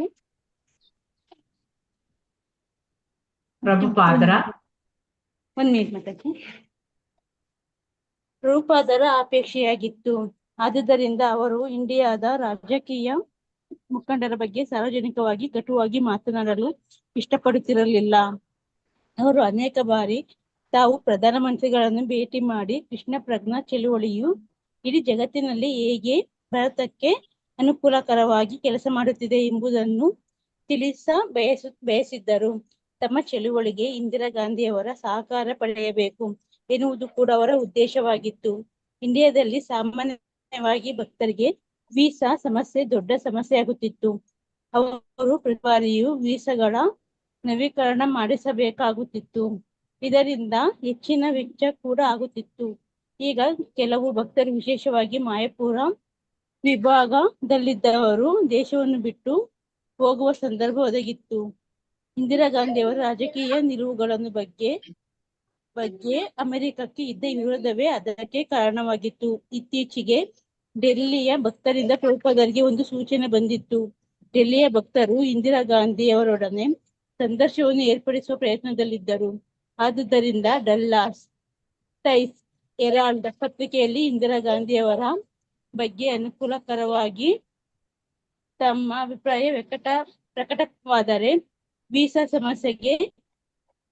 ಸಮಸ್ಯೆ ಬಗೆಹರಿಯಬಹುದೆಂದು ಪ್ರಭುಪಾದರು ಭಾವಿಸಿದ್ದರು. ಬೆಳಿಗ್ಗೆ ಪ್ರಭುಪಾದರು ವೈಟ್ ರಾಕ್ ಲೇಕ್ ಹತ್ತಿರ ನಡೆಯುತ್ತಿದ್ದಾಗ ತಮ್ಮ ಶಿಷ್ಯರ ಗುಂಪಿನಿಂದ ಹಿಂದೆ ಉಳಿದು ತಮ್ಮ ಸೇವಕನಿಗೆ ಹೇಳಿದರು, ನನಗೇಕೋ ಮೈಯಲ್ಲಿ ಚೆನ್ನಾಗಿಲ್ಲ. ಹತ್ತಿರದಲ್ಲಿದ್ದ ಕೆಲವು ಸನ್ಯಾಸಿಗಳು ಕಾಳಜಿಪೂರ್ವಕವಾಗಿ ಅವರ ಸಮೀಪಕ್ಕೆ ಬಂದರು. ನಿನ್ನೆ ಕೂಡ ಹಾಗೆ ಇತ್ತು ಎಂದು ಪ್ರಭುಪಾದರು ನುಡಿದರು. ಅತಿಯಾದ ಉಷ್ಣದಿಂದ ಹೀಗಾಗಿರಬಹುದೇ? ಶ್ರೀಲ ಪ್ರಭುಪಾದರು ಗೊತ್ತಿಲ್ಲ, ಈಗ ತಲೆ ನೋಯುತ್ತಿದೆ, ಸ್ವಲ್ಪ ಸ್ನಾಯು ಸೆಳೆತವೂ ಇದೆ. ಈಗ ನ್ಯೂ ಆರ್ಲಿಯನ್ಸ್ಗೆ ಹೊರಡಬೇಕಲ್ಲ, ಆ ಪ್ರವಾಸವನ್ನು ರದ್ದುಪಡಿಸೋಣವೇ? ಪ್ರಭುಪಾದರು ಉತ್ತರಿಸಲಿಲ್ಲ. ಉಷ್ಣ ಜೀರ್ಣಶಕ್ತಿಯನ್ನು ಕುಂದಿಸಿರಬಹುದು ಎಂಬುದಾಗಿ ಒಪ್ಪಿಕೊಂಡರು. ಆಹಾರದ ದೋಷವಿರಬಹುದೇ ಎಂದು ವಿಚಾರಿಸಿದಾಗ ಪ್ರಭುಪಾದರು ಆಹಾರ ಅಷ್ಟೇನು ಚೆನ್ನಾಗಿಲ್ಲ, ಮತ್ತೆ ಮತ್ತೆ ಕೈ ಬದಲಾಯಿಸುವುದು ಅಷ್ಟೇನು ಒಳ್ಳೆಯದಲ್ಲ ಎಂದು ನುಡಿದರು. ಒಂದೇ ಸಮನೆ ವಿಮಾನಯಾನ ಮಾಡುತ್ತಿದ್ದುದರಿಂದಲೂ ಹೀಗೆ ಆಗಿರಬಹುದಲ್ಲವೇ ಎಂದು ಬ್ರಹ್ಮಾನಂದ ಸ್ವಾಮಿಯವರು ಇವತ್ತಿನ ವಿಮಾನಯಾನವನ್ನು ಮುಂದಕ್ಕೆ ಹಾಕುವುದು ಒಳ್ಳೆಯದು ಎಂದಾಗ ಶ್ರೀಲ ಪ್ರಭುಪಾದರು ಇಲ್ಲ ಎಂದು ತಮ್ಮ ಪಾಡಿಗೆ ತಾವು ನಡೆಯತೊಡಗಿದರು. ಹರೇ ಕೃಷ್ಣ ಮಾತಾಜಿ, ಧನ್ಯವಾದಗಳು. ಹರೇ ಕೃಷ್ಣ ಮಾತಾಜಿ. ಓಕೆ, ಇಲ್ಲಿ ಈಗ ಡಲ್ಲಾಸ್ ಜುಲೈ 28, 1975 ಅಲ್ಲಿ ಡಲ್ಲಾಸ್ನ ಫೋರ್ತ್ ವರ್ತ್ ವಿಮಾನ ನಿಲ್ದಾಣದಲ್ಲಿ ವರದಿಗಾರನೊಬ್ಬ ಶ್ರೀಲ ಪ್ರಭುಪಾದರನ್ನು ಪ್ರಶ್ನೆ ಮಾಡ್ತಾನೆ. ಸ್ವಾಮಿ, ನೀವ್ ಯಾಕೆ ಇಲ್ಲಿಗೆ ಬಂದಿದ್ದೀರಿ ಅಂತೇಳಿ. ಆಗ ಪ್ರಭುಪಾದರು, ಇದು ನನ್ನ ಮನೆ. ಈ ಉತ್ತರ ಭಕ್ತರನ್ನು ಅದು ರೋಮಾಂಚನಗೊಳಿಸಿತ್ತು. ಪ್ರಭುಪಾದರು ಮುಂದುವರಿಸ್ತಾರೆ, ಇಲ್ಲಿ ನನಗೆ ಬೇಕಾದಷ್ಟು ಜನ ಮಕ್ಕಳಿದ್ದಾರೆ, ಮೊಮ್ಮಕ್ಕಳಿದ್ದಾರೆ, ಅವರನ್ನು ನೋಡಿಕೊಂಡಲು ಹೋಗಲು ಬಂದಿದ್ದೇನೆ ಅಂತ ಹೇಳಿ ಹೇಳ್ತಾರೆ. ಡಲ್ಲಾಸ್ನ ಗುರುಕುಲದ ಬಗ್ಗೆ ಶ್ರೀಮದ್ ಭಾಗವತಕ್ಕೆ ಟೀಕೆ ಬರೆಯುವಾಗ ಶ್ರೀಲ ಪ್ರಭುಪಾದರು ಪ್ರಸ್ತಾವ ಮಾಡಿದ್ದಾರೆ. ವೈಷ್ಣವರ ನವ ಜನಾಂಗವೊಂದನ್ನು ತಯಾರಿಸಲು ಅಲ್ಲಿ ಕೃಷ್ಣ ಪ್ರಜ್ಞಾ ಚಳವಳಿಯ ಆ ಡಲ್ಲಾಸ್ ಮತ್ತು ಟೆಕ್ಸಾಸ್ನಲ್ಲಿ ತಮ್ಮದೇ ಆದ ಒಂದು ಶೈಲಿಯಲ್ಲಿ ಗುರುಕುಲಗಳನ್ನು ತೆರೀತದೆ ಎಂಬುದಾಗಿ ಪ್ರಭುಪಾದರು ಅಲ್ಲಿ ಬರ್ದಿದ್ರು. ಡಲ್ಲಾಸ್ನ ಗುರುಕುಲದಲ್ಲಿ 100ಕ್ಕೂ ಹೆಚ್ಚು ಜನ ಹುಡುಗ ಹುಡುಗಿಯರು ತಮ್ಮ ಹೆಸರನ್ನು ದಾಖಲು ಮಾಡಿಕೊಂಡಿದ್ರು. ಶ್ರೀಲ ಪ್ರಭುಪಾದರು ಸಂಯುಕ್ತ ಸಂಸ್ಥಾನಕ್ಕೆ ಅಲ್ಲಿ ಬಂದಾಗಲೆಲ್ಲ ಆ ಗುರುಕುಲವನ್ನು ಸಂದರ್ಶಿಸಲು ಇಚ್ಛೆ ಪಡ್ತಿದ್ರು, ಅವರು ಬಯಸ್ತಿದ್ರು. ಸಂಯುಕ್ತ ಸಂಸ್ಥಾನಗಳ ಇಸ್ಕಾನ್ನ ಇತರ ಯೋಜನೆಗಳಂತೆ ಇಲ್ಲಿಯೂ ಕೂಡ ಗುರುಕುಲದ ನಿರ್ವಹಣೆಯಲ್ಲಿ ಪ್ರಭುಪಾದರು ಸ್ವಲ್ಪ ಮಟ್ಟಿಗೆ ಅಲ್ಲಿ ತೊಡಗ್ತಿದ್ರು. ಆಮೇಲೆ ಗುರುಕುಲದ ಅಧ್ಯಾಪಕರಿಗೆ ಅವರನ್ನು ಭೇಟಿ ಮಾಡುವ ಅವಕಾಶ ದೊರೆತಾಗ್ಲೆಲ್ಲ ಅನೇಕ ಪ್ರಶ್ನೆಗಳನ್ನು ಪ್ರಭುಪಾದರಿಗೆ ಕೇಳ್ತಿದ್ರು. ಅದಕ್ಕೆ ಕಾರಣ ಇತ್ತು. ಪಶ್ಚಿಮದಲ್ಲಿ ಕೃಷ್ಣ ಪ್ರಜ್ಞಾ ಶಿಕ್ಷಣದ ಪರಂಪರೆಯೇ ಇರ್ಲಿಲ್ಲ ಅಲ್ಲಿ. ಈಗಷ್ಟೇ ಶಿಷ್ಯರು ಪ್ರಭುಪಾದರ ಇಚ್ಛೆಯಂತೆ ಶಾಲೆಯನ್ನು ಅಭಿವೃದ್ಧಿಪಡಿಸಬೇಕಾಗಿತ್ತು. ಮತ್ತೆ ಪಠ್ಯಕ್ರಮ, ಶಿಕ್ಷಣ ವಿಧಾನ, ಆರೋಗ್ಯ, ಮನೋರಂಜನೆ ಅಂತ ಅನೇಕ ವಿಷಯಗಳಿಗೆ ಅಧ್ಯಾಪಕರು ಪ್ರಭುಪಾದರನ್ನೇ ಪ್ರಶ್ನಿಸ್ಬೇಕು. ಅವರ ಸಂದೇಹಗಳನ್ನು ನಿವಾರಿಸಿಕೊಳ್ತಿದ್ರು. 100 ಡಿಗ್ರಿ ಉಷ್ಣತಾ ಮಾಪನ ಅಲ್ಲಿ ಇದ್ದಾಗ ಶಾಲೆಯ ವಿದ್ಯಾರ್ಥಿಗಳು ಮೇಲಂಗಿಗಳನ್ನು ಧರಿಸ್ತಿರ್ಲಿಲ್ಲ. ಶ್ರೀಲ ಪ್ರಭುಪಾದರು ಕೋಣೆಯಲ್ಲಿ ವಿದ್ಯುತ್ ಚಾಲಿತ ಬೀಸಣಿಗೆ ಹಾಗೆ ತಿರುಗುತ್ತಾ ಇತ್ತು ಫ್ಯಾನ್. ಪ್ರಭುಪಾದರು ಗುರುಕುಲಕ್ಕೆ ಬರ್ತಾರೆ. ಮಕ್ಕಳು ಮತ್ತು ದೊಡ್ಡವರು ತಮ್ಮ ಕೋಣೆಗೆ ಬರಬೇಕೆಂದು ಹೇಳ್ತಾರೆ. ಆಮೇಲೆ ಒಬ್ಬರಾದ ಮೇಲೆ ಒಬ್ಬರು ಬರುತ್ತಾ ಅವರ ಕೈ ಚಾಚಿದಾಗ ಪ್ರಭುಪಾದರು ದೊಡ್ಡ ಒಂದು ರಸಗುಲ್ಲವನ್ನು ಅವರ ಕೈಗೆ ಇಡ್ತಾರೆ ಅಂಗೈಯಲ್ಲಿ. ಈ ಸಂಜೆ ಪ್ರಭುಪಾದರು ದೇವಸ್ಥಾನದ ಹಿಂದುಗಡೆ ಉಳ್ಳು ಬಯಲಿನಲ್ಲಿ ತೂಗು ಕುರ್ಚಿಯ ಮೇಲೆ ಕುಳಿತುಕೊಂಡಿದ್ರು. ಶಿಷ್ಯರು ಬೃಹತ್ತಾದ ಒಂದು ನವಿಲು ಪಂಕ, ಅದರಿಂದ ಪ್ರಭುಪಾದರಿಗೆ ಗಾಳಿ ಹಾಕ್ತಾ ಇದ್ರು. ಇಲ್ಲಿ ಜೀರುಂಡೆಗಳು ಅದು ಮರದ ಮೇಲೆ ಕುಳಿತು ಗಟ್ಟಿಯಾಗಿ ಕೂಗ್ತಾ ಇತ್ತು. ಸುತ್ತಮುತ್ತ ಎಲ್ಲ ಹುಲ್ಸಾಗಿ ಬೆಳೀತಿರುವ ತುಳಸಿ ಗಿಡಗಳು. ಅಲ್ಲಿ ಪ್ರಭುಪಾದರು ತಮ್ಮ ಶಿಷ್ಯರೊಂದಿಗೆ ಕುಳಿತು ಕೃಷ್ಣ ಗ್ರಂಥದ ವಾಚನ ಮಾಡ್ತಿದ್ರು, ಕೇಳ್ತಿದ್ರು. ಆಮೇಲೆ ಅಧ್ಯಾಪಕರುಗಳು ಎಲ್ಲ ಜಟಿಲವಾದ ಕೆಲವು ಪ್ರಶ್ನೆಗಳನ್ನು ಪ್ರಭುಪಾದರು ನೀಡುತ್ತಿದ್ದ ಉತ್ತರಗಳಂತೆಯೇ ಆ ಶ್ರವಣವು ಕೂಡ ಒಂದು ಪಾಠ ಆಗಿತ್ತು. ಗುರುಕುಲದಲ್ಲಿ ಪ್ರತಿಯೊಂದು ಸಂಗತಿಯು ಹರಿನಾಮ ಸ್ಮರಣೆ ಮತ್ತು ನಾಮ ಸಂಕೀರ್ತನೆಯನ್ನು ಅವಲಂಬಿಸಬೇಕಾಗಿತ್ತು. ಬ್ರಹ್ಮಾನಂದ ಸ್ವಾಮಿಗಳು ಶ್ರೀಕೃಷ್ಣನ ರುಕ್ಮಿಣಿಯ ಸಹಾಯಕ್ಕೆ ಒದಗಿದ ಒಂದು ಸಂದರ್ಭವನ್ನು ಅಲ್ಲಿ ಓದ್ತಿದ್ರು. ಮಧ್ಯೆ ಶ್ರೀಲ ಪ್ರಭುಪಾದರು ಬ್ರಹ್ಮಾನಂದರ ವಚನವನ್ನು ತಡೆದು ಮಾತನಾಡ್ತಾರೆ. ಕೃಷ್ಣ ಮತ್ತು ರುಕ್ಮಿಣಿ ರಥದಲ್ಲಿ ಹೋಗುತ್ತಿರ್ಬೇಕಾದ್ರೆ ಉಳಿದ ರಾಜಕುಮಾರರು ಕೃಷ್ಣನ ಮೇಲೆ ಯುದ್ಧಕ್ಕೆ ಬರ್ತಾರೆ. ಆಗ ರುಕ್ಮಿಣಿ ಏನ್ ಮಾಡ್ತಾರೆ, ತಾನೇ ಲಗಾಮ್ ತೆಗೆದುಕೊಂಡು ರಥವನ್ನು ಓಡಿಸಿದ್ಲು. ಕೃಷ್ಣ ಬಿಲ್ಲು ಬಾಣಗಳನ್ನು ಕೈಗೆತ್ತಿಕೊಂಡ, ತನ್ನ ವಿರೋಧಿಗಳನ್ನು ಜಯಿಸಿದ ಅಂತ ಹೇಳಿ ಪ್ರಭುಪಾದ ಮಾತುಗಳನ್ನು ಕೇಳಿ ಶಿಷ್ಯರು ಆಶ್ಚರ್ಯಚಕಿತರಾದ್ರು. ಅವರಲ್ಲಿ ಅನೇಕರು ಕೃಷ್ಣ ಗ್ರಂಥವನ್ನು ಅಧ್ಯಯನ ಮಾಡಿದವರೇ. ಆದ್ರೆ ಪ್ರಭುಪಾದರು ಹೇಳಿದ ಈ ವಿವರ ಎಲ್ಲೂ ಉಲ್ಲೇಖಗೊಂಡಿರ್ಲಿಲ್ಲ. ತಾನೇ ರಥವನ್ನು ಓಡಿಸಿದನ್ನು ಅವರು ಎಂದೂ ಕೇಳಿರ್ಲಿಲ್ಲ. ಹಾಗೆ ಮಾಡಬಹುದೆಂದು ಅವರು ಊಹಿಸಿ ಕೂಡ ಇರ್ಲಿಲ್ಲ.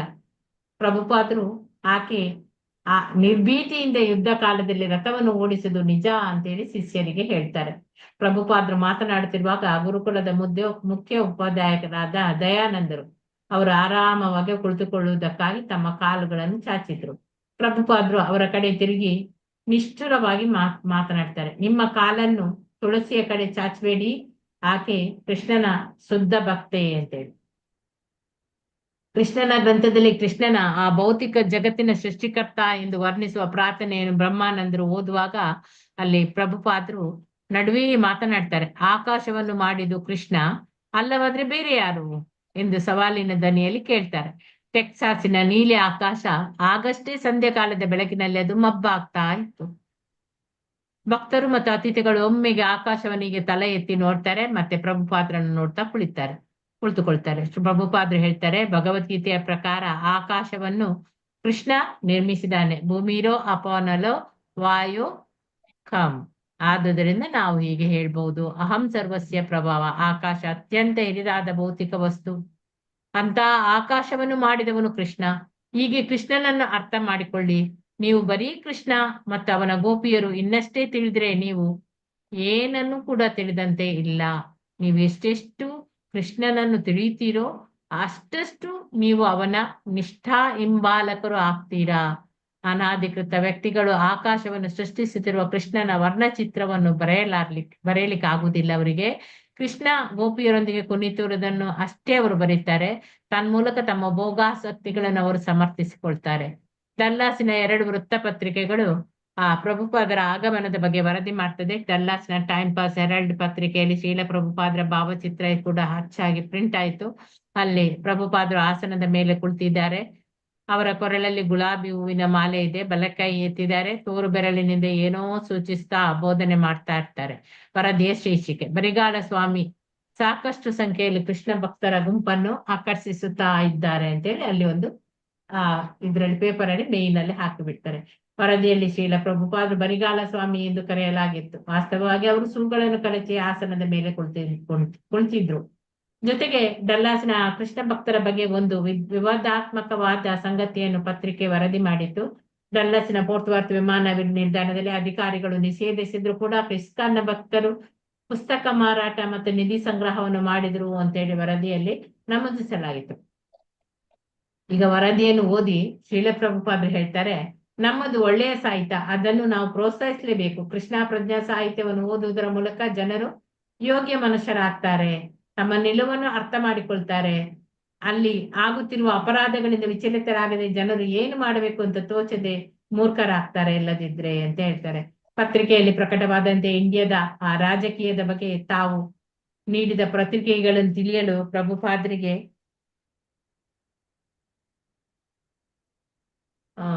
ಕುತೂಹಲ ಕೂಡ ಇತ್ತು. ಅವರು ಸ್ವಾಮಿ ಹೀಗೆ ಉತ್ತರಿಸಿದ್ರು, ಶ್ರೀಮತಿ ಇಂದಿರಾ ಗಾಂಧಿ ಆಧ್ಯಾತ್ಮದ ಕಡೆ ಮನಸ್ಸು ಕೊಡ್ತಾ ಇದ್ದಾರೆ.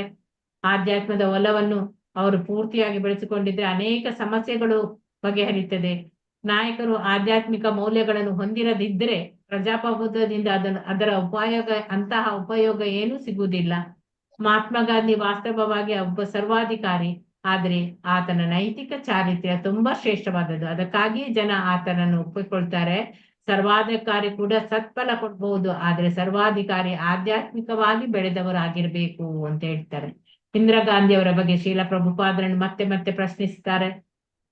ಆಕೆ ಭಾರತದಲ್ಲಿ ತುರ್ತು ಪರಿಸ್ಥಿತಿಯನ್ನು ತಂದದ್ದು ಸಂಯುಕ್ತ ಸಂಸ್ಥಾನದ ಸರಕಾರಕ್ಕೆ ಅದು ಒಪ್ಪಿಗೆ ಆಗಿರ್ಲಿಲ್ಲ. ಚಿಕಾಗೋದಲ್ಲಿ ವರದಿಗಾರರು ಪ್ರಭುಪಾದರ ಸ್ತ್ರೀಯರ ಬಗೆಗಿನ ಟೀಕೆಗಳನ್ನು ಪ್ರಧಾನಮಂತ್ರಿ ಇಂದಿರಾ ಗಾಂಧಿ ಅವರಿಗೆ ಅನ್ವಯಿಸಲಿಕ್ಕೆ ಅವರು ಪ್ರಯತ್ನಿಸಿದರು. ಪ್ರಭುಪಾದರು ಮಾತ್ರ ರಾಜಕೀಯದ ಬಗ್ಗೆ ತಮಗೆ ಅಷ್ಟೇನು ಆಸಕ್ತಿ ಇಲ್ಲ ಅಂತ ಹೇಳಿ ಹೇಳ್ತಾರೆ. ಕೃಷ್ಣನ ಹೊರತಾಗಿ ರಾಜಕೀಯ ನಿರುಪಯುಕ್ತ ಅಂತ ಹೇಳಿ ಕೂಡ ಅವರು ಸೂಚಿಸ್ತಾರೆ. ಭಾರತ ಸರ್ಕಾರದೊಂದಿಗೆ ಒಳ್ಳೆಯ ಸಂಬಂಧವನ್ನು ಇಟ್ಟುಕೊಳ್ಬೇಕು ಅಂತ ಹೇಳಿ ಪ್ರಭುಪಾದರ ಅಪೇಕ್ಷೆ. ಅವರು ಇಂಡಿಯಾದ ರಾಜಕೀಯ ಮುಖಂಡರ ಬಗ್ಗೆ ಸಾರ್ವಜನಿಕವಾಗಿ ಕಟುವಾಗಿ ಮಾತನಾಡ್ಲಿಕ್ಕೆ ಅದನ್ನು ಇಷ್ಟಪಡ್ತಿರ್ಲಿಲ್ಲ. ಅವರು ಅನೇಕ ಬಾರಿ ತಾವು ಪ್ರಧಾನಮಂತ್ರಿಗಳನ್ನು ಭೇಟಿ ಮಾಡ್ತಾರೆ. ಕೃಷ್ಣ ಪ್ರಜ್ಞಾ ಚಳವಳಿಯ ಬಗ್ಗೆ ಇಡೀ ಜಗತ್ತಿನಲ್ಲಿ ಹೇಗೆ ಭಾರತಕ್ಕೆ ಅನುಕೂಲಕರವಾಗಿ ಅದು ಕೆಲಸ ಮಾಡ್ತದೆ ಎಂಬುದನ್ನು ತಿಳಿಸಬೇಕು ಅಂತ ಹೇಳಿ ಇಚ್ಛಿಸ್ತಾರೆ. ಚಳವಳಿಗೆ ಇಂದಿರಾ ಗಾಂಧಿ ಅವರ ಸಹಕಾರ ಪಡಿಬೇಕು ಎನ್ನುವುದು ಕೂಡ ಅವರ ಉದ್ದೇಶ ಇತ್ತು. ಇಂಡಿಯಾದಲ್ಲಿ ಸಾಮಾನ್ಯವಾಗಿ ಭಕ್ತರಿಗೆ ವೀಸಾ ಅದರ ಸಮಸ್ಯೆ ಅದು ದೊಡ್ಡದಾಗ್ತಿತ್ತು. ಪ್ರತಿ ಬಾರಿಯೂ ವೀಸಾಗಳ ನವೀಕರಣ ಮಾಡಿಸ್ಬೇಕಾಗಿತ್ತು. ಇದರಿಂದ ಹೆಚ್ಚಿನ ಖರ್ಚು ಕೂಡ ಆಗ್ತಿತ್ತು. ವಿಶೇಷವಾಗಿ ಮಾಯಾಪುರ ವಿಭಾಗದಲ್ಲಿ ಇದ್ದವರು ದೇಶವನ್ನು ಬಿಟ್ಟು ಹೋಗುವ ಸಂದರ್ಭ ಒದಗಿತ್ತು. ಇಂದಿರಾ ಗಾಂಧಿಯವರ ರಾಜಕೀಯ ನಿಲುವುಗಳ ಬಗ್ಗೆ ಅಮೆರಿಕಕ್ಕೆ ಇದ್ದ ವಿರೋಧವೇ ಅದಕ್ಕೆ ಕಾರಣ. ಇತ್ತೀಚೆಗೆ ಡೆಲ್ಲಿಯ ಭಕ್ತರಿಂದ ಪ್ರಭುಪಾದರಿಗೆ ಒಂದು ಸೂಚನೆ ಬರ್ತದೆ. ಡೆಲ್ಲಿಯ ಭಕ್ತರು ಇಂದಿರಾ ಗಾಂಧಿಯವರೊಡನೆ ಸಂದರ್ಶನವನ್ನು ಏರ್ಪಡಿಸುವ ಪ್ರಯತ್ನದಲ್ಲಿ ಇದ್ರು. ಆದುದರಿಂದ ಡಲ್ಲಾಸ್ನ ಟೈಮಸ್ ಹೆರಾಲ್ಡ್ ಪತ್ರಿಕೆಯಲ್ಲಿ ಇಂದಿರಾ ಗಾಂಧಿಯವರ ಬಗ್ಗೆ ಅನುಕೂಲಕರವಾದ ತಮ್ಮ ಅಭಿಪ್ರಾಯ ಪ್ರಕಟವಾದ್ರೆ ವೀಸಾ ಸಮಸ್ಯೆ ಬಗೆಹರಿಯಬಹುದೆಂದು ಪ್ರಭುಪಾದರು ಭಾವಿಸ್ತಾರೆ. ಬೆಳಿಗ್ಗೆ ಪ್ರಭುಪಾದರು ವೈಟ್ ರಾಕ್ ಲೇಕ್ ಹತ್ತಿರ ನಡೆಯುತ್ತಿದ್ದಾಗ ತಮ್ಮ ಶಿಷ್ಯರ ಗುಂಪಿನಿಂದ ಹಿಂದೆ ಉಳಿತಾರೆ. ತಮ್ಮ ಸೇವಕನಿಗೆ ಹೇಳ್ತಾರೆ, ನನ್ಗೇನು ಮೈಯಲ್ಲಿ ಸ್ವಲ್ಪ ಚೆನ್ನಾಗಿಲ್ಲ. ಹತ್ತಿರದಲ್ಲಿದ್ದ ಕೆಲವು ಸನ್ಯಾಸಿಗಳು ಕಾಳಜಿ ಪೂರ್ವಕವಾಗಿ ಅವರ ಸಮೀಪಕ್ಕೆ ಬರ್ತಾರೆ. ನಿನ್ನೆ ಕೂಡ ಹಾಗೆ ಇತ್ತು ಅಂತ ಹೇಳಿ ಪ್ರಭುಪಾದರು ಹೇಳ್ತಾರೆ. ಅತಿಯಾದ ಉಷ್ಣದಿಂದ ಹೀಗಾಗಿರ್ಬಹುದೇ ಅಂತ ಹೇಳಿ ಶ್ರೀಲ ಪ್ರಭುಪಾದ್ರೆ ಅಂತ ಕೇಳ್ತಾರೆ ಒಬ್ರು. ಪ್ರಭುಪಾದ್ರು, ಗೊತ್ತಿಲ್ಲ, ನನ್ಗೆ ತಲೆ ನೋಯ್ತದೆ, ಸ್ವಲ್ಪ ಸ್ನಾಯು ಸೆಳೆತಾ ಇದ್ದೆ, ಈಗ ನ್ಯೂ ಆರ್ಲಿಸ್ಗೆ ಹೊರಡಬೇಕಲ್ಲ, ಈ ಪ್ರವಾಸವನ್ನು ರದ್ದುಪಡಿಸೋಣವೇ ಅಂತ ಕೇಳ್ತಾರೆ. ಪ್ರಭುಪಾದ್ರು ಅದಕ್ಕೆ ಉತ್ತರಿಸ್ಲಿಲ್ಲ. ಉಷ್ಣ ಜೀರ್ಣಶಕ್ತಿಯನ್ನು ಕುಂದಿಸಿರ್ಬಹುದು ಅಂತ ಹೇಳಿ ಒಪ್ಪಿಕೊಳ್ತಾರೆ. ಆಹಾರ ದೋಷವಿರಬಹುದೇ ಎಂದು ವಿಚಾರಿಸಿದಾಗ ಪ್ರಭುಪಾದರು, ಆಹಾರ ಅಷ್ಟೇನು ಚೆನ್ನಾಗಿಲ್ಲ, ಮತ್ತೆ ಮತ್ತೆ ಕೈ ಬದಲಾಯಿಸುವುದು ಕೂಡ ಅಷ್ಟೇನು ಒಳ್ಳೆಯದಲ್ಲ ಅಂತ ಹೇಳ್ತಾರೆ. ಮತ್ತೆ ಒಂದೇ ಸಮನೆ ವಿಮಾನಯಾನ ಮಾಡುತ್ತಿರುವುದರಿಂದ ಆಗಿರಬಹುದಲ್ಲವೇ ಅಂತ ಹೇಳಿ ಬ್ರಹ್ಮಾನಂದ ಸ್ವಾಮಿಯವರು ಇವತ್ತಿನ ವಿಮಾನಯಾನ ಅದನ್ನು ಮುಂದಕ್ಕೆ ಹಾಕುವಾನ ಅಂತ ಹೇಳ್ತಾರೆ. ಅದಕ್ಕೆ ಶ್ರೀಲ ಪ್ರಭುಪಾದರು ಇಲ್ಲ ಎಂದು ತಮ್ಮ ಪಾಡಿಗೆ ತಾವೇ ನಡೆಯತೊಡಗ್ತಾರೆ. ಹರೇ ಕೃಷ್ಣ. ಈಗ ಯಾರು ಓದ್ಲಿಕ್ಕೆ? ಹರಿಣಿ ಮಾತಾಜಿ ಓದಿ. ಮಾತಾಜಿ ಓದ್ತೀರಾ? ಓದ್ತೀನಿ ಮಾತಾಜಿ. ಹರೇ ಕೃಷ್ಣ. ಹರೇ ಕೃಷ್ಣ. ಜುಲೈ 31 ನ್ಯೂ ಹಾರ್ಲಿಯನ್ಸ್ಗೆ ಹೋಗುವ ವಿಮಾನದಲ್ಲಿ ಪ್ರಭುಪಾದರು ಕುಳಿತಿದ್ದರು. ಬಿರುಗಾಳಿಯಿಂದ ಕೂಡಿದ ಹವಾಮಾನ. ಉಪೇಂದ್ರರೊಂದಿಗೆ ಪ್ರಥಮ ದರ್ಜೆಯ ವಿಭಾಗದಲ್ಲಿ ಕುಳಿತಿದ್ದ ಪ್ರಭುಪಾದರು ಕಿಟಕಿಯ ಹೊರಗೆ ನೋಡುತ್ತಿದ್ದರು. ನಿಮ್ಮ ಆಸನ ಪಟ್ಟಿಗಳನ್ನು ಭದ್ರಪಡಿಸಿಕೊಳ್ಳಿ ಎಂದು ವಿಮಾನ ನೆಲಕ್ಕೆ ಇಳಿಯುವ 10 ನಿಮಿಷದ ಮೊದಲು ಪ್ರಕಟಿಸಲಾಯಿತು. ಇದ್ದಕ್ಕಿದ್ದಂತೆ ವಿಮಾನ ಸರ್ರನೆ ಕೆಳಗಿಳಿಯತೊಡಗಿತು. ಪ್ರಯಾಣಿಕರು ಹಾಹಾಕಾರ ಮಾಡುತ್ತಾ ತಮ್ಮ ಆಸನಗಳನ್ನು ಗಟ್ಟಿಯಾಗಿ ಹಿಡಿದುಕೊಂಡರು. ಉಪೇಂದ್ರ ಭಯದಿಂದ ಮೂಕರಾಗಿ ಹೋದರು. ಅವರ ಮನಸ್ಸಿನಲ್ಲಿ ಬಂದ ವಿಚಾರ ಒಂದೇ, ನಾನೀಗ ಸತ್ತರೆ ಒಳ್ಳೆಯದೇ ಆಯಿತು, ಏಕೆಂದರೆ ಪ್ರಭುಪಾದರು ಪಕ್ಕದಲ್ಲಿದ್ದಾರೆ. ಕೆಳಗೆ ಕುಸಿಯುತ್ತಿದ್ದ ವಿಮಾನ ಒಮ್ಮೆಗೆ ನಿಂತಿತು. ಈಗ ಅದು ಅಕ್ಕಪಕ್ಕ ಜೋಲಿ ಹೊಡೆಯತೊಡಗಿತು. ಪ್ರಕ್ಷುಬ್ಧ ಬಿರುಗಾಳಿಯ ಹೊಡೆತ ಅದಕ್ಕೆ ಕಾರಣ. ತಲೆಯ ಮೇಲಿದ್ದ ಗೂಡುಗಳು ತಮಗೆ ತಾವೇ ತೆರೆದುಕೊಂಡವು. ಒಳಗಿದ್ದ ಸಾಮಾನು ಸರಂಜಾಮುಗಳು ಹೊರಗೆ ಬಿದ್ದವು. ಪ್ರಯಾಣಿಕರು ಆಸನದಿಂದ ಹಾರಿ ಕೆಳಗೆ ಬಿದ್ದರು. ಶ್ರೀಲ ಪ್ರಭುಪಾದರು ಉಪೇಂದ್ರರ ಕಡೆ ತಿರುಗಿ ಕೇಳಿದರು, ಯಾಕೆ ವಿಮಾನ ಹೀಗೆ ಜೋಲಿ ಹೊಡೆಯುತ್ತಿದೆ? ಬಿರುಗಾಳಿ ಎಂದಷ್ಟೇ ಉಪೇಂದ್ರ ಉತ್ತರಿಸಿದರು. ಶ್ರೀಲ ಪ್ರಭುಪಾದರು ಮಾತ್ರ ನಿರುದ್ವಿಗ್ನರಾಗಿರುವುದನ್ನು ಉಪೇಂದ್ರ ಗಮನಿಸಿದರು.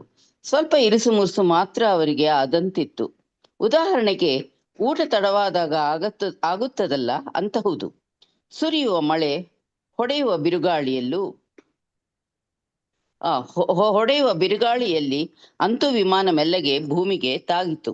ದೊಡ್ಡ ಅವಘಡದಿಂದ ವಿಮಾನ ಪಾರಾಗಿತ್ತು. ವಿಮಾನದ ಚಕ್ರಗಳು ರನ್ವೇಗೆ ಮುಟ್ಟಿದ್ದೇ ತಡ.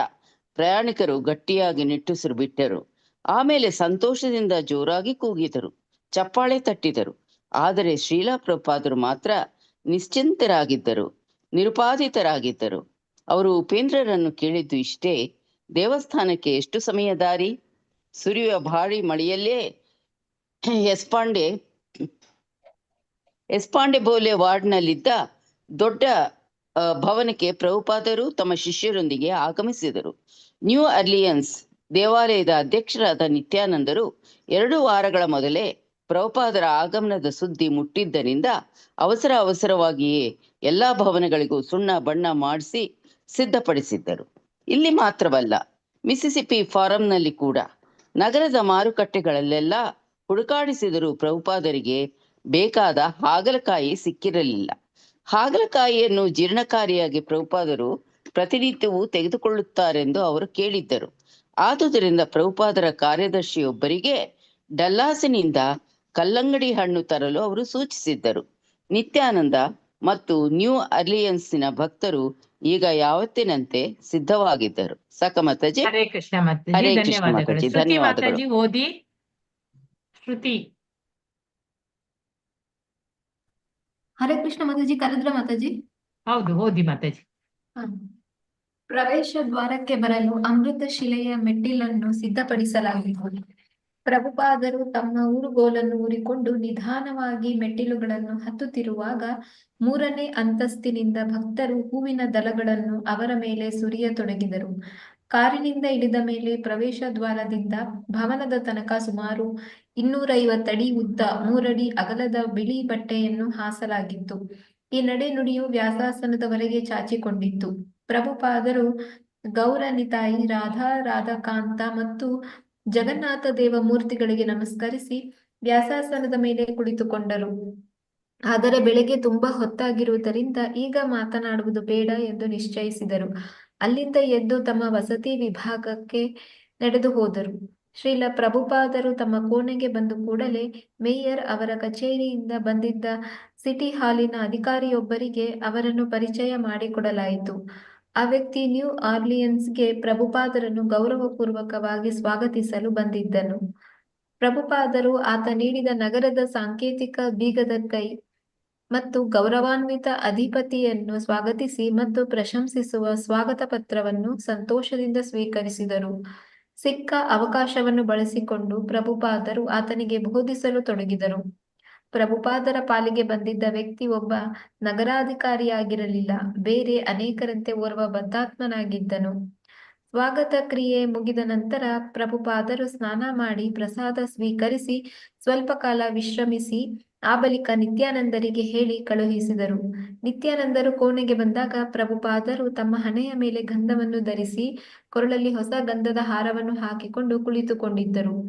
ನಿತ್ಯಾನಂದರು ಪ್ರಭುಪಾದರಿಗೆ ನಮಸ್ಕರಿಸಿದರು. ಆ ಕೋಣೆಯಲ್ಲಿ ತಮ್ಮ ಅಧ್ಯಾತ್ಮ ಗುರುವಿನೊಂದಿಗೆ ಒಬ್ಬರೇ ನಿಲ್ಲಲು ಅವರಿಗೆ ಒಂದು ಬಗೆಯ ವಿಚಿತ್ರ ಆತಂಕ, ಭಯ ಉಂಟಾದವು. ಪ್ರಭುಪಾದರು ತಮ್ಮ ಮೇಜಿನಿಂದ ಒಂದು ಫೋಟೋ ಆಲ್ಬಮ್ ಅನ್ನು ಕೈಗೆತ್ತಿಕೊಂಡರು. ಅದರಲ್ಲಿ ಮಿಸಿಸಿಪಿ ಫಾರಂನಲ್ಲಿ ತೆಗೆದ ಫೋಟೋಗಳಿದ್ದವು. ಪ್ರಭುಪಾದರು ನುಡಿದರು, ನಾನು ವಿಶೇಷವಾಗಿ ನಿಮ್ಮ ಫಾರಂ ನೋಡಲು ಬಂದಿದ್ದೇನೆ. ಮಾರನೇ ದಿನ ಬೆಳಿಗ್ಗೆ ಸೂರ್ಯೋದಯಕ್ಕೆ ಮೊದಲೇ ಪ್ರಭುಪಾದರು ಫಾರಂ ನೋಡಲು ಹೊರಟರು. ಹೊರಗೆ ಒಂದೇ ಸಮನೆ ಮಳೆ ಸುರಿಯುತ್ತಿತ್ತು. ಫಾರಂಗೆ ಸುಮಾರು 5 ಗಂಟೆ ಪ್ರಯಾಣ. ಎಷ್ಟೇ ಹೊತ್ತಾದರೂ ಆ ರಾತ್ರಿ ನ್ಯೂ ಆರ್ಲಿಯನ್ಸ್ಗೆ ಅವರು ಹಿಂದಿರುಗಬೇಕಾಗಿತ್ತು. ಕಾರಣ ಮಾರನೇ ಬೆಳಿಗ್ಗೆ ಡೆಟ್ರಾಯಿಟ್ಗೆ ಅವರು ವಿಮಾನಯಾನ ಮಾಡಬೇಕಾಗಿತ್ತು. ಮಿಸಿಸಿಪಿ ಫಾರಂಗೆ ಬರುವ ವೇಳೆಗೆ ಮಳೆ ನಿಂತಿತ್ತು. ಏರಿಳಿತದ ಮೈದಾನವನ್ನು ಪ್ರಭುಪಾದರು ನೋಡಿದರು. ಅದೇ ಇಸ್ಕಾನ್ ಫಾರಂ. ಸುತ್ತಲೂ ಪೈನ್ ಮರಗಳ ಕಾಡು. ಮಧ್ಯ ಫಾರಂ. ಹಿಂದಿನ ಮಾಲೀಕ ಅದನ್ನು ಕುದುರೆ ಮೈದಾನವಾಗಿ ಬಳಸುತ್ತಿದ್ದ. 14 ಕೋಣೆಗಳುಳ್ಳ ಒಂದು ಆಧುನಿಕ ಇಟ್ಟಿಗೆ ಮನೆಯೂ ಅಲ್ಲಿತ್ತು. ದೊಡ್ಡದೊಂದು ಕಣಜದ ಮನೆ ಮತ್ತು ಅನೇಕ ಸಣ್ಣ ವಾಸದ ಮನೆಗಳೂ ಅಲ್ಲಿದ್ದವು. ಎಲ್ಲವೂ ಸುಸ್ಥಿತಿಯಲ್ಲಿದ್ದವು. ಪ್ರಭುಪಾದರಿಗೆ ಆ ಪ್ರದೇಶ ತುಂಬಾ ಇಷ್ಟವಾಯಿತು. ಈ ಜಾಗ ಬಂಗಾಳದ ಯಾವುದೋ ಭಾಗದ ಹಾಗೆ ಕಾಣಿಸುತ್ತದೆ ಎಂದು ಅವರು ಉದ್ಗರಿಸಿದರು. ಹರೇ ಕೃಷ್ಣ ಹರೇ ಮಾತಾಜಿ. ಕೃಷ್ಣ ಮಾತಾಜಿ, ಧನ್ಯವಾದ. ಕಾಂತಮಣಿ ಮಾತಾಜಿ ಓದಿ. ಹರೇ ಕೃಷ್ಣ ಮಾತಾಜಿ. ಓದಿ. ನ್ಯೂ ಅರ್ಲಿಯನ್ಸ್ನ ಅನೇಕ ಶಿಷ್ಯರು ಪ್ರಭುಪಾದರೊಂದಿಗೆ ಸ್ವಲ್ಪ ಕಾಲ ಕಳೆಯಬೇಕೆಂಬ ಆಸೆಯಿಂದ ಎಲ್ಲ ಮಿಸಿಸಿಪಿಯ ಫಾರಂಗೆ ಧಾವಿಸಿ ಬಂದಿದ್ದರು. ದೇವಾಲಯದ ಕೋಣೆಯಲ್ಲಿ ದೊಡ್ಡ ಗುಂಪೇ ಸೇರಿತ್ತು. ಎಲ್ಲರೂ ಪ್ರಭುಪಾದರ ಮುಂಜಾನೆಯ ಭಾಗವತ ಪ್ರವಚನ ಪ್ರಾರಂಭಿಸಿದಾಗ ಇದ್ದಕ್ಕಿದ್ದಂತೆ ಸಾವಿರಾರು ನೊಣಗಳು ಜುಯ್ಗುಟ್ಟುತ್ತಾ ಪ್ರಭುಪಾದರನ್ನು ಸುತ್ತುವರಿದವು. ಕೆಲವು ಅವರ ತಲೆಯ ಮೇಲೆ ಕುಳಿತವು, ಕೆಲವು ಅವರ ಮೈ ಮೇಲೆ ಇಳಿದಿದ್ದವು. ಶಿಷ್ಯನೊಬ್ಬ ಚಾಮರ್ಯದಿಂದ ಗಾಳಿ ಹಾಕುತ್ತಾ ಅವುಗಳನ್ನು ಓಡಿಸಲು ಯತ್ನಿಸಿದ, ಆದರೆ ಆತನ ಪ್ರಯತ್ನ ಅಷ್ಟಾಗಿ ಸಫಲವಾಗಲಿಲ್ಲ. ಪ್ರಭುಪಾದ, ಇನ್ನೂ ಹತ್ತಿರ ಬಾ, ಚಾಮರ ಇರುವುದೇ ನೊಣ ಹೊಡೆಯುವುದಕ್ಕಾಗಿ, ಅದು ದೇಹಕ್ಕೆ ತಾಕಿದರೂ ತೊಂದರೆ ಇಲ್ಲ. ಪ್ರವಚನದ ಕೊನೆಯಲ್ಲಿ ಶ್ರೀಲ ಪ್ರಭುಪಾದರು ಫಾರಂ ಬಗ್ಗೆ ಮಾತನಾಡತೊಡಗಿದರು. ನೋಡಿ, ಈ ಜಾಗ ನಾನು ನೋಡೇ ಇರಲಿಲ್ಲ. ತುಂಬಾ ಪ್ರಶಸ್ತವಾದ ಸ್ಥಳ ಇದು. ಗೃಹಸ್ಥರು ಇಲ್ಲಿಗೆ ಬಂದು ನೆಲೆಸಬೇಕು. ಸಣ್ಣ ಸಣ್ಣ ಕುಟೀರ ಮಾಡಿಕೊಳ್ಳಿ. ನಿಮ್ಮ ದವಸ ಧಾನ್ಯ ತರಕಾರಿ ನೀವೇ ಬೆಳೆದುಕೊಳ್ಳಿ. ಹಸು ಸಾಕಿಕೊಳ್ಳಿ. ಒಳ್ಳೆಯ ಆಹಾರ ಸಮಯದ ಉಳಿತಾಯವೂ ಆಗುತ್ತದೆ. 100 ಮೈಲಿ ಕಾರಿನಲ್ಲಿ ಹೋಗಿ ನಗರ ಮುಟ್ಟುವುದು ಮತ್ತೆ ಹಿಂತಿರುಗುವುದು ಯಾಕೆ ಹೇಳಿ? ಯಾಕೆ ಈ ಅನಗತ್ಯ ಶ್ರಮ? ಇಲ್ಲಿ ನೆಲೆಸಿ ನಿಮ್ಮದೇ ಆಹಾರ ಮಾಡಿಕೊಳ್ಳಿ, ನಿಮ್ಮದೇ ಆಹಾರ ತಯಾರಿಸಿಕೊಳ್ಳಿ, ಆರಾಮವಾಗಿ ಬದುಕಿ, ಸಮಯ ಉಳಿಸಿ, ಹರೇ ಕೃಷ್ಣ ನಾಮ ಜಪ ಮಾಡಿ. ಇದು ನಿಜವಾದ ಜೀವನ. ಹರೇ ಕೃಷ್ಣ ಮಾತಾಜಿ. ಓದಿ ಮಾತಾಜಿ. ಯಾತಕ್ಕೆ ಈ ಅರ್ಥಹೀನ ಬದುಕು? ದೊಡ್ಡ ದೊಡ್ಡ ನಗರಗಳು ಏನೋ ಗಡಿಬಿಡಿ. ಒಬ್ಬ ಸ್ನೇಹಿತನನ್ನು ನೋಡಬೇಕೆಂದರೆ 30 ಮೈಲಿ ಹೋಗಬೇಕು. ಒಬ್ಬ ಡಾಕ್ಟರನ್ನು ನೋಡಬೇಕೆಂದರೆ 50 ಮೈಲಿ ಪ್ರಯಾಣ. ಇದು ಎಂತಹ ಜೀವನ? ಜೀವನವೇ ಅಲ್ಲ ಇದು. ಸಂತೃಪ್ತಿ ಇರಬೇಕು. ಒಬ್ಬ ಭಕ್ತನ ಬದುಕು ಪ್ರಯೋಜನಕಾರಿ ಅನಿಸಬೇಕು. ಭೌತಿಕ ಸಾಮಗ್ರಿಗಳು ಎಷ್ಟು ಬೇಕೋ ಅಷ್ಟು ಇರಲಿ. ಕೃತಕ ಜೀವನ ಬೇಡ. ಇವತ್ತಿನ ಜೀವನ ಕೇವಲ ಯಾಂತ್ರಿಕ ಯಾಂತ್ರಿಕ ಯಾಂತ್ರಿಕ ಯಾಂತ್ರಿಕ. ತಮ್ಮ ಭಕ್ತರು ಸರಳವಾಗಿ ಬದುಕುವುದು ಹೇಗೆ, ಕೃಷ್ಣ ಪ್ರಜ್ಞೆಯಲ್ಲಿ ಮುಂದುವರಿಯುವುದು ಹೇಗೆ ಎಂಬುದನ್ನು ಉಳಿದವರಿಗೆ ತೋರಿಸಿಕೊಡಬೇಕು. ಅವರು ಹಾಗೆ ತೋರಿಸಿಕೊಟ್ಟರೆ ಉಳಿದವರು ಆ ದಾರಿಯಲ್ಲಿ ನಡೆಯಲು ಪ್ರಯತ್ನಿಸುತ್ತಾರೆ ಎಂದು ಪ್ರಭುಪಾದರು ಶಿಷ್ಯರಿಗೆ ಬೋಧಿಸಿದರು. ಆ ಸ್ಥಳದಲ್ಲಿ ನಿತ್ಯಾನಂದ ಮತ್ತಿತರರು ಅನೇಕ ತಿಂಗಳುಗಳಿಂದ ವಾಸಿಸುತ್ತಿದ್ದರು ನಿಜ. ಆದರೆ ಪ್ರಭುಪಾದರ ಮಾತುಗಳು ಇವತ್ತು ಅವರಿಗೆ ನಿಜವಾದ ಒಂದು ಗುರಿಯನ್ನು, ಅವರ ಯೋಜನೆಗೆ ಒಂದು ಉದ್ದೇಶವನ್ನು ದೊರಕಿಸಿಕೊಟ್ಟವು. ಪ್ರಭುಪಾದರ ಯೋಜನೆಗೆ ಹೊಸ ಜೀವಾನಿಲವನ್ನು ನೀಡಿದ ಹಾಗೆ ಕಾಣಿಸುತ್ತಿತ್ತು. ಹರೇ ಕೃಷ್ಣ ಮಾತಾಜಿ. ಧನ್ಯವಾದಗಳು ಮಾತಾಜಿ. ಧನ್ಯವಾದಗಳು. ರೋಹಿಣಿ ಎಸ್ ಭಟ್ ಮಾತಾಜಿ ಓದಿ. ಹರೇ ಕೃಷ್ಣ ಮಾತಾಜಿ. ಪ್ರಭುಪಾದರು ತಮ್ಮ ಕೋಣೆಗೆ ಹೋಗಿ ಬ್ರಹ್ಮಾನಂದ ಸ್ವಾಮಿ, ಸ್ವರೂಪದಾಸ ಗೋಸ್ವಾಮಿ, ಹರಿಕೇಶ, ಜಗದೀಶ ಮತ್ತು ಉಪೇಂದ್ರರೊಂದಿಗೆ ಕುಳಿತುಕೊಂಡರು. ಪ್ರಭುಪಾದರು ವರ್ಣಾಶ್ರಮ ಧರ್ಮದ ಬಗ್ಗೆ ಮಾತು ಪ್ರಾರಂಭಿಸಿದ ಮೇಲೆ ನಿತ್ಯಾನಂದ ಹೇಳಿ ಕಳಿಸಿದರು. ಯಂತ್ರಗಳನ್ನು ಉಪಯೋಗಿಸದಿರಲು ಪ್ರಯತ್ನಿಸಬೇಕು ಮತ್ತು ಮನುಷ್ಯ ಪ್ರಾಣಿಗಳೊಂದಿಗೆ ಕೂಡಿ ಕೆಲಸ ಮಾಡಬೇಕು ಎಂದು ಪ್ರಭುಪಾದ ನುಡಿದರು. ನಿತ್ಯಾನಂದ ಸಂಸಾರಸ್ಥರೆಲ್ಲರೂ ಕೂಡಿ ದವಸ ಧಾನ್ಯವನ್ನು ಬೆಳೆಯಬೇಕು ಅಥವಾ ಆಯಾ ಕುಟುಂಬಗಳು ಪ್ರತ್ಯೇಕವಾಗಿ ಆಹಾರ ಧಾನ್ಯ ಬೆಳೆಯಬೇಕು. ಪ್ರಭುಪಾದರು ಎಲ್ಲರೂ ಒಟ್ಟಿಗೆ ಕೂಡಿ ದುಡಿಯಬೇಕು, ಇಲ್ಲವಾದರೆ ಸಮೂಹ ಕೇಂದ್ರದಲ್ಲಿ ಜೀವಿಸಿ ಫಲವೇನು? ಉಪೇಂದ್ರ ಹಾಲನ್ನು ಹೇಗೆ ಉಪಯೋಗಿಸಬೇಕು? ಶ್ರೀಲ ಪ್ರಭುಪಾದರು ಭಾರತೀಯ ಗ್ರಾಮೀಣ ಪದ್ಧತಿ ಎಂದರೇನು ಎಂಬುದನ್ನು ವಿವರಿಸಿದರು. ಹಿಂದೆ ನಂದ ಮಹಾರಾಜ ಗೋವುಗಳನ್ನು ಸಾಕುತ್ತಿದ್ದ. ಈಗಲೂ ಅನೇಕ ಹಳ್ಳಿಗಳಲ್ಲಿ ದೊಡ್ಡ ಕಡಾಯಿ ಇರುತ್ತದೆ. ಶೇಖರಿಸಿದ ಹಾಲನ್ನೆಲ್ಲ ಅದರಲ್ಲಿ ಸುರಿಯುತ್ತಾರೆ.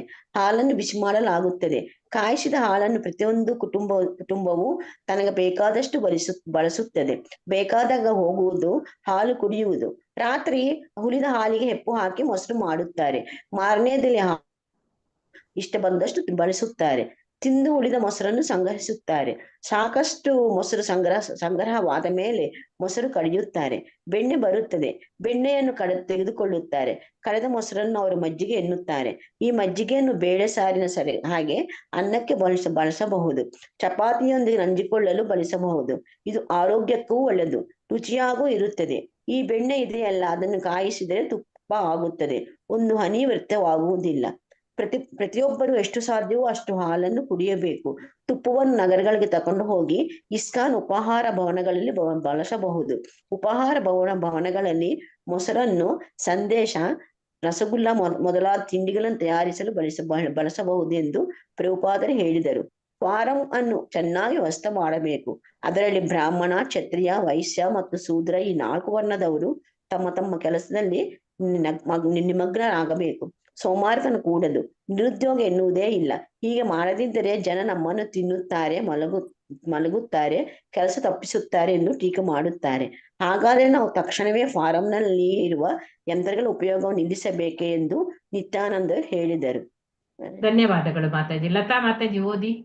ಹರೇ ಕೃಷ್ಣ ಮಾತಾಜಿ. ಹರೇ ಕೃಷ್ಣ. ಹರೇ ಕೃಷ್ಣ ಮಾತಾಜಿ. ಓದಿ. ನಾವು ಯಂತ್ರ ವಿರೋಧಿಗಳಲ್ಲ, ಪ್ರಭುಪಾದರು ವಿವರಿಸಿದರು.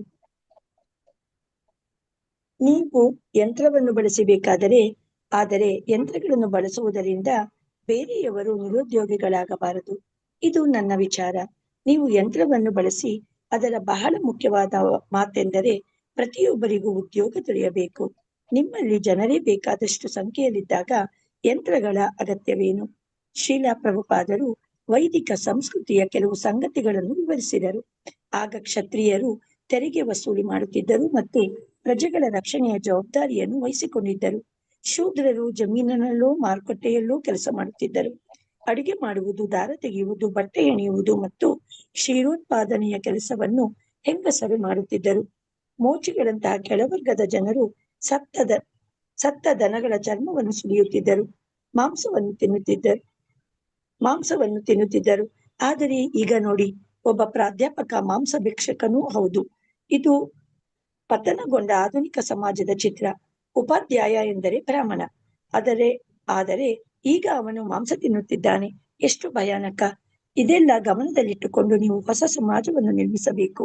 ಸಲಹೆ ನಾನು ಕೊಡುತ್ತೇನೆ, ಆದರೆ ನಾನೇ ಮಾಡುವುದಕ್ಕೆ ನಾನು ಬಹಳ ಕಾಲ ಬದುಕಿರುವುದಿಲ್ಲ. ನೀವು ಮಾಡಬೇಕು. ಇಡೀ ಜಗತ್ತನ್ನು ನೀವು ಬದಲಾಯಿಸಬಹುದು. ಮೊದಲು ನೀವು ಅಮೆರಿಕವನ್ನು ಬದಲಾಯಿಸಿ, ಆಗ ಇಡೀ ಜಗತ್ತೇ ಬದಲಾಗುತ್ತದೆ. ಹರೇ ಕೃಷ್ಣ ಮಾತಾಜಿ. ಕಂಟಿನ್ಯೂ ಮಾತಾಜಿ. ಈ ಮಾತನ್ನು ಆಡುವಾಗ ಪ್ರಭುಪಾದರು ಭಾವವೇಷ್ಟಿತರಾಗಿದ್ದರು. ಅವರ ಕಣ್ಣುಗಳಲ್ಲಿ ನೀರು ಸುರಿಯುತ್ತಿತ್ತು. ಅವರು ಹೇಳಿದರು, ಇದು ನಿಜವಾದ ಕರ್ತವ್ಯ. ಚೈತನ್ಯ ಮಹಾಪ್ರಭುಗಳು ವಿವರಿಸಿದ್ದಾರೆ. ಪರ ಉಪಕಾರ, ಬೇರೆಯವರಿಗೆ ಸಹಾಯ ಮಾಡಿ ಎಲ್ಲರನ್ನು ಕಾಪಾಡುವುದಕ್ಕೆ ಆಗದಿದ್ದರೆ ಎಷ್ಟು ಸಾಧ್ಯವೋ ಅಷ್ಟು ಜನರನ್ನು ಕಾಪಾಡಿ. ಇದೇ ಮನುಷ್ಯ ಜೀವನ, ಇದೇ ಕೃಷ್ಣ ಪ್ರಜ್ಞೆ. ಯಾರು ಅಂಧಕಾರದಲ್ಲಿದ್ದಾರೋ ಅವರನ್ನು ಪಾರು ಮಾಡುವುದು. ಕೃಷ್ಣ ಪ್ರಜ್ಞೆ ನನ್ನ ವೃತ್ತಿ ಎಂದು ತಿಳಿದುಕೊಳ್ಳಬೇಡಿ. ನನಗೂ ಆಹಾರ, ನೆರಳು, ಜೀವನೋಪಾಯ ಅಗತ್ಯ. ಭಾರತೀಯರೆಲ್ಲ ಈಗ ಬದುಕುತ್ತಿರುವುದೇ ಈ ನೆಲೆಯಲ್ಲಿ. ನಾನು ಹೇಳುತ್ತಿರುವುದು ಅದಲ್ಲ, ಇದು ಪರೋಪಕಾರ. ಅದೇ ಕೃಷ್ಣ ಪ್ರಜ್ಞೆ. ಆಗ ಕೃಷ್ಣನಿಗೆ ತುಂಬಾ ಸಂತೋಷವಾಗುತ್ತದೆ. ಸ್ವತಃ ಕೃಷ್ಣನೇ ಬೇರೆಯವರ ಉದ್ಧಾರಕ್ಕಾಗಿ ಭೂಮಿಗೆ ಬರುತ್ತಾನೆ. ಹಾಗಿರುವಾಗ ನೀವೇ ಆ ಕೆಲಸ ಮಾಡಿದರೆ ಅವನಿಗೆ ಎಷ್ಟು ಸಂತೋಷವಾಗುವುದು ಯೋಚಿಸಿ ನೋಡಿ. ನಾನು ನನ್ನ ಬೇರೆ ಬೇರೆ ಕೇಂದ್ರಗಳಿಗೆ ಪ್ರಯಾಣ ಮಾಡುತ್ತೇನೆ. ನನ್ನ ಶಿಷ್ಯರು, ನನ್ನ ಜನ ಚೆನ್ನಾಗಿ ದುಡಿಯುತ್ತಿರುವುದನ್ನು ನೋಡುತ್ತೇನೆ. ಎಲ್ಲ ಚೆನ್ನಾಗಿ ಆಗುತ್ತಿದೆ. ಆಗ ಎಷ್ಟು ಸಂತೋಷವಾಗುತ್ತದೆ ನನಗೆ.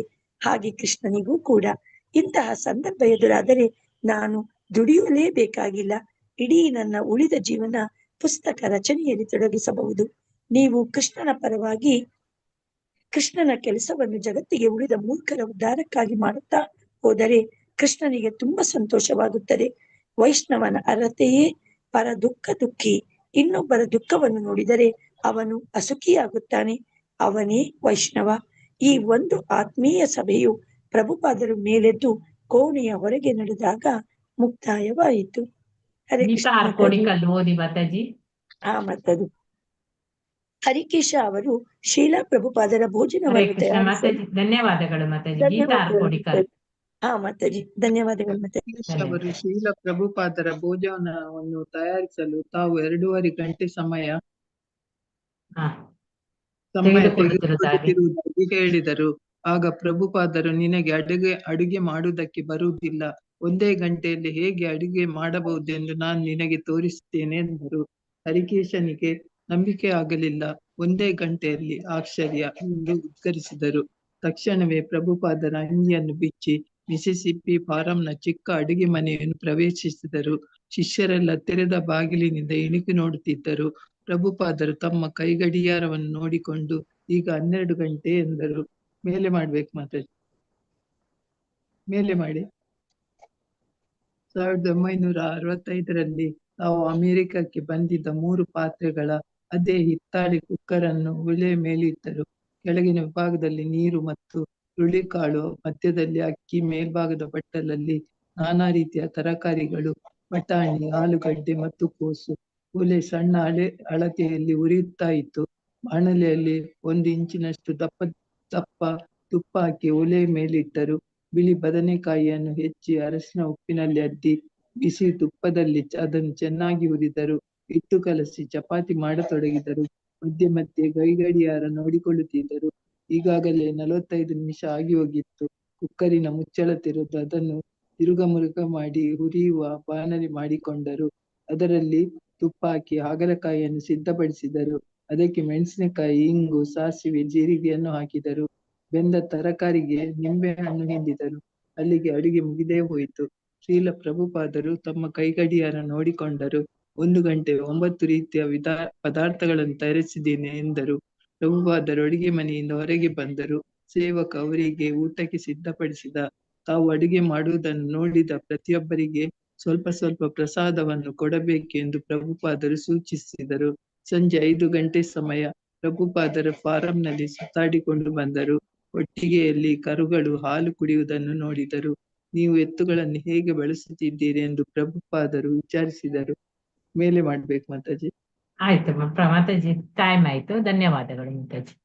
ಧನ್ಯವಾದ. ಒಂದು ಪೇಜ್ ಮುಗೀತದೆ. ಓಕೆ, ಇನ್ನು 1.5 ಪೇಜ್ ಇದೆ. 1.5 ಅಲ್ಲೇ. ಓಕೆ, ನಾಳೆ ಓದೋಣ. ಟೈಮ್ ಆಯ್ತಲ್ಲ.